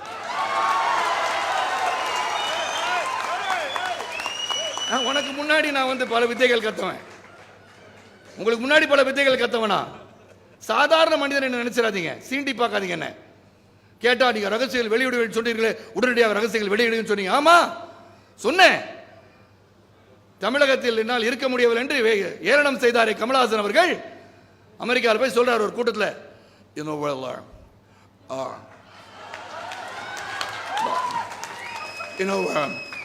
they have chased me out of Tamil Nadu. Will you take me to America? Yes. உங்களை எடுத்துக்கோ. எங்க? அமெரிக்காவில் போய் தமிழகத்தை இழிவுபடுத்திக் கொண்டிருக்கிறார். தமிழகம் என்னை துரத்தி விட்டது என்று சொல்கிறார். மாண்பு முதலமைச்சர் புரட்சி தலைவியை பற்றி ஏளனம் செய்கிறார் தமிழகத்தை பற்றி அங்க. அப்புறம் வந்து பிரச்சனை வந்தா ஊரை விட்டு ஓடி போறேன்னு சொல்றவங்களா ஒரு மனுஷனாங்க. வீரன்னா இருந்து பார்க்கணும். சோதனை வேதனை கடந்து சாதனை படைப்பவன் மனிதன், அவன் வீரன். உடனே ஒப்பாரி வச்சு அழுது உடனே எல்லாரும் ஓடி போய், ஐயோ கமல் சார் போயிடாதீங்க சார், ஐயோ நீங்க ஊரை விட்டு ஓடிடாதீங்க சார், நீங்க ரொம்ப முக்கியம் சார், கலை உலகத்து நீங்க தான் பிரம்மா சார். எல்லாரும் நடிகன் தான், எல்லாருக்கும் நடிக்க தெரியும். எல்லாரும் ஒரு மேடையை கொடுத்து நடிக்க சொன்னா எல்லாரும் தான் நடிப்பாங்க. அது டைரக்டர் கையில் இருக்கு. அந்த நடிகரிடம் என்ன இருக்கிறது வெளியே கொண்டு வருவது டைரக்டரோட வேலை. உங்களுக்கு கிடைச்ச டைரக்டர் சில சமயத்தை நீங்க நடிக்கிறது வந்து நடிப்பா தெரிஞ்சிருக்கலாம். ஒரு ஆங்கிலத்தை பேசி நீங்க நடிப்பெல்லாம் பெரிய நடிப்பு நீங்க சொல்லிட்டு இருந்தா எனக்கும் தெரியும், நடிக்க தெரியும். அதனால தான் கமலஹாசன் அவர்கள் வந்து சொன்னேன், நன்றி மறப்பது நன்று, நன்றல்லது அன்றே மறப்பது நன்று நினைச்சிட்டு இருக்கேன். ஏன்னா அது மறப்பது நான் வந்து நன்றி கேட்கலனா 36 மணி நேரம் உட்காந்து சொல்ல பார்த்தவங்க சொல்றாங்கல்ல, தூங்கவே இல்லைங்க. 36 மணி நேரம் கண் அப்படி மூட கூட இல்லை. 5:30 மணிக்கு ஒரு ஜஸ்வந்த் பந்தாரி என்ற ஃபைனான்ஸை நான் போய் பார்க்கறது எனக்கு எதுக்குங்க? அவருக்கு 28 கோடி ரூபாய் தரணும், 1.5 கோடி ரூபாய் கொண்டு போய் வச்சுக்கிட்டு இவ்வளவுதாங்க முடியும்னு சொன்னாங்கன்னு சொல்றேன். யாருக்காக? என் படம் ரிலீஸுக்கா? உங்க படம் ரிலீஸுக்கு. உலகநாயகன் படம் வெளியே வர வேண்டுமே என்ற எண்ணத்திலே பயணித்துக் கொண்டிருந்தேன். லிங்குசாமி வச்சு நான் ஒரு படம் பண்ணல, கமலஹாசன் சார் கூட நான் நடிச்சதே கிடையாது. ஆனா அதுக்காக என்ன உட்கார வச்சாங்க, போய் பேசினேன். பாயம்பொழி படத்துக்கு போனேன், கூப்பிட்டாங்க போனேன். அங்க நான் வந்து துவேஷம் காட்டவில்லை. அது விஷாலோட படம், எதுக்காக போகணும்னு போகாம இருந்தேன்னா சொன்னாங்க ஒரு டிஸ்ட்ரிபியூட்டர் மட்டும் ரிலீஸ் பண்ண மாட்டேன்னு சொல்றாரு, மற்ற டிஸ்ட்ரிபியூட்டர் பண்ண கொடுக்குறாங்கல்ல, ரிலீஸ் பண்ணுங்கன்னு சொல்லிட்டு போனேன். போகிறதுக்கு முன்னாடி விஷால் வந்து 10 ஃபோன் போட்டுட்டு இருந்தார். பார்த்தேன், சரி எதுக்கோ பண்ணுறாரு ஃபோனு நினச்சேன். மேலே போனால் நம்ப மாட்டீங்க, 25 பேர் அடியாட்கள். நான் கீழே வரும்போது யாரும் காணோம். நான் ஏதோ தகராறு பண்ணிடுற மாதிரியும், அவரை போய் நான் எதுவும் பண்ணிடுற மாதிரியும், அவரை பாதுகாத்துக்கிறது மேலேயோ அப்படி நான் எதுவும் பண்ணியிருந்தா என்ன உதைக்கிறது 25 பேரா? இந்த மாதிரி எண்ணம்லாம் பார்க்கும்போது தான் நான் சொன்னேன், நிச்சயமாக ஒற்றுமை வராதுன்னு சொல்கிறேன். அப்படிலாம் நான் என்றைக்குமே ஒரு நாள் கூட யாரையும் அந்த மாதிரி நினச்சதும் கிடையாது. எதாக இருந்தாலும் நேரில் போய் கேட்டு வந்துடுவேன். ஒரு காலகட்டத்தில் ரவி அவர்கள் போல நான் வந்து அங்கே தான் போனேன். இங்கேயே மண்டலத்தில் தான் நம்ம விஜயகுமார் அண்ணன் வந்து நம்மலாம் வந்து வேற மாற்றம் கொண்டு வருவோம். அப்போ ஒரு காரணம் இருந்தது அவர் சொன்னதுக்கு. அப்போ கூட நான் நினச்சேன், சரி இந்த சங்கம் உடையக்கூடாதே. தனியாக போனேன். இங்கே நிறைய சகோதரர்களும் தெரியும். ரவியை கூப்பிட்டு பேசி, ரவி ஒன்றா இருப்போம், ரவி வேண்டாம், இந்த நடிகர் சங்கம் உடையக்கூடாது, ஏதோ அவங்களும் சொல்கிறாங்க நீங்களும் சொல்கிறீங்க, பிரச்சனை வளர்த்துட்டு போக வேண்டாம் அப்படின்னு சொல்லி எல்லாம் திருப்பி ஒன்று சேர்ந்தோம். ஆக ஒரு தயாரிப்பாளர் சங்கம் இறுதி கட்டத்திலாச்சும் ஒரு பேச்சுவார்த்தையில் அவங்க வந்து இதாச்சும் நல்லது நடக்குமான்னு நினச்சா அவங்க சொல்கிறாங்க சமாதானம். யார் சமாதானம் கூடிய வெள்ளக்கூடியா காமிச்சோன்னாங்க. அவங்க கூப்பிட்டு பேசுனாங்க. அவங்களுக்கு எழுதியிருக்க லெட்டர் படித்தார்ல, வேதனையாக இருக்குது. மிஸ்டர் தானு, தயாரிப்பாளர் சங்க தலைவர், கலைப்பு தானு, எவ்வளோ படம் எடுத்தவர். அவரை அட்ரஸ் பண்ணுற விதம்னா மிஸ்டர் தானு. அவருக்கு ஒரு டைட்டில் கிடையாது, அவர் யாருன்னு தெரியாது. அப்போ நீங்கள் இந்த மாதிரி பிஹேவ் பண்ணும்போது நாளைக்கு எப்படி ஒரு பிரச்சனையில் உட்காந்து நீங்கள் பேசுவீங்க? இப்போயே அப்படி இருக்கீங்களே. கொம்பன் படத்தில் போய் உட்காந்தேன். என் அன்பு சகோதரி நிரோஷா வந்து அவங்கள்ட்ட பேசினாங்களாம். அவர் நானா வர சொன்னேன்றாராம் கார்த்தி. நான் என்ன சொல்ல முடியும்? அப்போ வந்து வர சொல்லி நாங்கள் போய் உட்காந்து அப்போ தான் பிரச்சனை பேச முடியுமா? ஒரு கலைக்குலத்தில் பிரச்சனை என்று சொன்னால் நாங்களே போய் பார்த்து நாங்களே பிரச்சனை முடிச்சு வைக்கிறது அழகு நான் நினைக்கிறேன். ஆக அன்பு சகோதரிகளே, நேரமாக இருந்தாலும் என்னுடைய உள்ளத்தின் அடித்தளத்தில் இருந்த உண்மைகளை பேச வேண்டும் நினைத்தேன். என்னை பொறுத்த வரைக்கும் இந்த சங்கம் நன்றாக இருக்க வேண்டும், சிறப்பாக செயல்பட வேண்டும், நல்லது நடக்க வேண்டும் என்றால் இந்த அணி, பாண்டவர் அணி இருக்கிறதே, அது ஆண்டவர் அணியாக மாறக்கூடாது. இந்த இந்த சரத்குமார் அணி என்று சொல்கிறார்கள். இது சரத்குமார் அணி கிடையாது. இது எங்கெல்லாம் சேர்ந்து ஒரு குடும்ப அணி. இது குடும்பம். நீங்கெல்லாம் என் குடும்பம். நீங்கள் எல்லாம் ஒன்றா இருந்தால் தான் நம்ம நல்லா இருக்க முடியும். ஒரு தனி மனிதனால் முடியாது. அதே ஒரே ஒரு கதை, ஒரு திரைப்படமாக வருகின்ற ஒரு கதையை மட்டும் சொல்லி பல மேடைகளில் சொல்லியிருக்கேன். அந்த கதையை, தசரத் மாஞ்சி என்ற ஒரு கதை. இது வந்து உள்ளத்தை தொடுகின்ற ஒரு கதை, என் இல்லத்தை பாதித்த ஒரு கதையை சொல்லி விடைபெற ஆசைப்படுகின்றேன். தசரத் மாஞ்சி என்றவர் பீகார் மாநிலத்தில் பிறந்தவர். கயாவில் வந்து பிறந்தவர். அவர் குக்கிராமத்தில் இருக்கார். அவர் மனைவி கர்ப்பவதி ஆகி விடுகிறார். அவர் அழைத்து கொண்டு மருத்துவமனைக்கு செல்ல வேண்டும். போகும் வழியிலே ஒரு மலை குன்று ஒன்று இருக்கிறது. ஆக நேரமாகி விடுகிறது. மனைவி இறந்து விடுகிறார். மனைவி இறந்த உடனே வருத்தப்படுகிறார் தசரத் மாஞ்சி. அந்த 16 நாள் கழிஞ்ச பிறகு ஒரு உளியை எடுத்துக்கொண்டு, ஒரு சுத்தியலை எடுத்துக்கொண்டு, நான் என் மனைவியை அழைத்து கொண்டு செல்வது காலதாமதத்துக்கு காரணம் யார் என்று சிந்தித்து பார்க்கிறார். இந்த மழை மட்டும் இல்லாமல் இருந்தால் நான் வேகமாக அந்த பக்கம் போய் மருத்துவமனைக்கு போயிருப்பேனே அப்படி ஒரு சிறு உளியை எடுத்துக்கொண்டு சுத்தியலை வச்சு உடைக்க ஆரம்பிக்கிறார் மலையை. அந்த கிராமத்து மக்கள் சொல்கிறார்கள், தன் மனைவியை இறந்த சோகத்தால் தசரத் மாஞ்சி பைத்தியக்காரனாகி விட்டார் என்று சொல்கிறார்கள். ஆனால் தசரத் மாஞ்சி பைத்தியக்காரன் என்று சொன்னாலும் கூட உடைக்கிறாரு. எல்லாரும் வராங்க. 1 வருஷம் உடைக்கிறாரு. எல்லாரும் சேர்றாங்க. உடைச்சிருவார் போல இருக்கு, ரோடு போட்டுருவார் போல இருக்குன்னு 24 ஆண்டுகள் தசரத் மாஞ்சி அதை இடிச்சு உடைச்சு எல்லாரோடையும் சேர்ந்து 1.5 கிலோமீட்டருக்கு ரோடு போடுறாருங்க. ரோடு போடுறாரு. அந்த மக்கள் அவருக்கு பாபான்றாங்க. துன்பப்படும் போது, சேவை செய்ய வரும்போது அந்த உளியை எடுத்து உடைக்கிறது போது எல்லாம் பைத்தியக்காரன் சொல்றாங்க. அந்த ஒப்பந்தத்தை போடும்போது, சிறந்த ஒப்பந்தம் சொல்லும் போது நீங்களை பைத்தியக்காரன் சொல்லுவீங்க. ஆனால் உடைச்ச பிறகு 1.5 கிலோமீட்டருக்கு ரோடு போட்ட பிறகு அவனை பாபான்னு கூப்பிட்டாங்க. அப்படிதான் எங்களையும் கூப்பிடுவீங்க அந்த ஒப்பந்தம் நிறைவேறி வீடு கட்டும்போது. அந்த கதையோட அடுத்த பக்கம் என்னன்னா, அந்த ரோடு போட்ட பிறகு ஒரு நிதிஷ்குமார் வந்ததாக செய்தி சொல்கிறது. அது ஊர்ஜிதப்படுத்தப்படவில்லை. அந்த செய்தி சொல்கிறது என்று பார்க்கும்போது அவர் வரும்போது அவர் என்ன வேணும் தசரத் மாஞ்சின்னு கேட்டிருக்காங்க. அப்போ சொல்லியிருக்காங்க, அவர் வீடு இல்லாமல் இருக்காரு, ஒரு இடம் கொடுத்தா வீடு கட்டிக்குவார் அப்படின்னு சொல்லியிருக்காங்க. சொன்ன உடனே தசரத் மாஞ்சி சொன்னதாக தகவல். மைக்கில் போய் நான் இப்போ பேசிக்கலாமான்னு கேட்டாராம். கேட்கும்போது சொன்னாராம், எங்கள் குக்கிராமத்திலே ஒரு ஆரம்ப சுகாதார மையம் இல்லை. ஆக அந்த ஆரம்ப சுகாதார மையம் இல்லைன்னு பல முறை நான் மாவட்ட ஆட்சித்தலைவரை போய் சென்று பார்க்கும் போதெல்லாம் அங்கே இடம் இல்லைன்னு சொன்னாங்க. இந்த இடத்தை வச்சுக்கிட்டு எங்கள் குக்கிராமத்திற்கு ஒரு ஆரம்ப சுகாதார மையத்தை கட்டித்தாருங்க என்று சொன்னானே தசரத் மாஞ்சி, அதே போல தன்னலமற்ற சுயநலமற்ற ஒரு குடும்பம் இங்கே இருக்கிறது. இந்த குடும்பத்திற்கு 18ஆம் தேதி என்று நீங்கள் செல்லும் போது உங்கள் மனக்கண்களை மூடி பார்க்கும் போது உங்களுக்கு எங்களை மட்டும்தான் தெரிய வேண்டும், நாங்கள் மட்டும்தான் தெரிய வேண்டும். 29 பேர் தெரியணும், 5 பேர் தெரியக்கூடாது. உங்களுக்கு 29 பேர் இருக்கோம். நாங்கள் அந்த 29 பேருக்கு வாக்களித்து எங்களை பெருவாரியான வாக்கு வித்தியாசத்தில் வெற்றி பெற செய்வீர்கள் நம்பிக்கையோடு உங்களுக்காக நாங்கள், எங்களுக்காக நீங்களாக என்றும் குடும்பமாக பயணிப்போம் என்று சொல்லி இன்றும் சொல்கின்றேன்.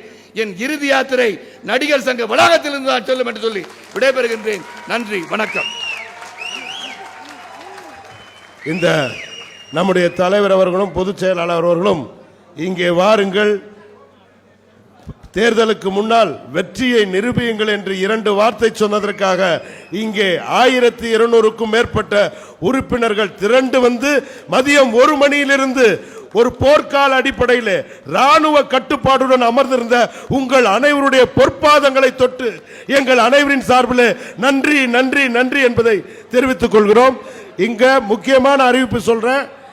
நம்முடைய உறுப்பினர்களுக்கு உணவு ஏற்பாடு பண்ணிருக்கு. உறுப்பினர்கள் இப்ப அவசரப்பட்டு கீழே போகாதீங்க, அந்த பக்கமா பொறுமையா உறுப்பினர்கள் போங்க. எல்லாரும் படிக்கட்டு வழியா அங்க உறுப்பினர்களுக்கு உணவு பொட்டலங்கள் கொடுப்பாங்க, அதை வாங்கிட்டு போங்க. தயவு செய்து உறுப்பினர் அல்லாதவர்கள் இந்த பக்கம் வந்துருங்க. உங்களுக்கும் ஸ்நாக்ஸ் கொடுக்க சொல்லியிருக்கு. உறுப்பினர்கள் எல்லோருமே அந்த வழியா பொறுமையாக சென்று இரவு உணவு பெற்றுக்கொண்டு சிறப்பாக சென்று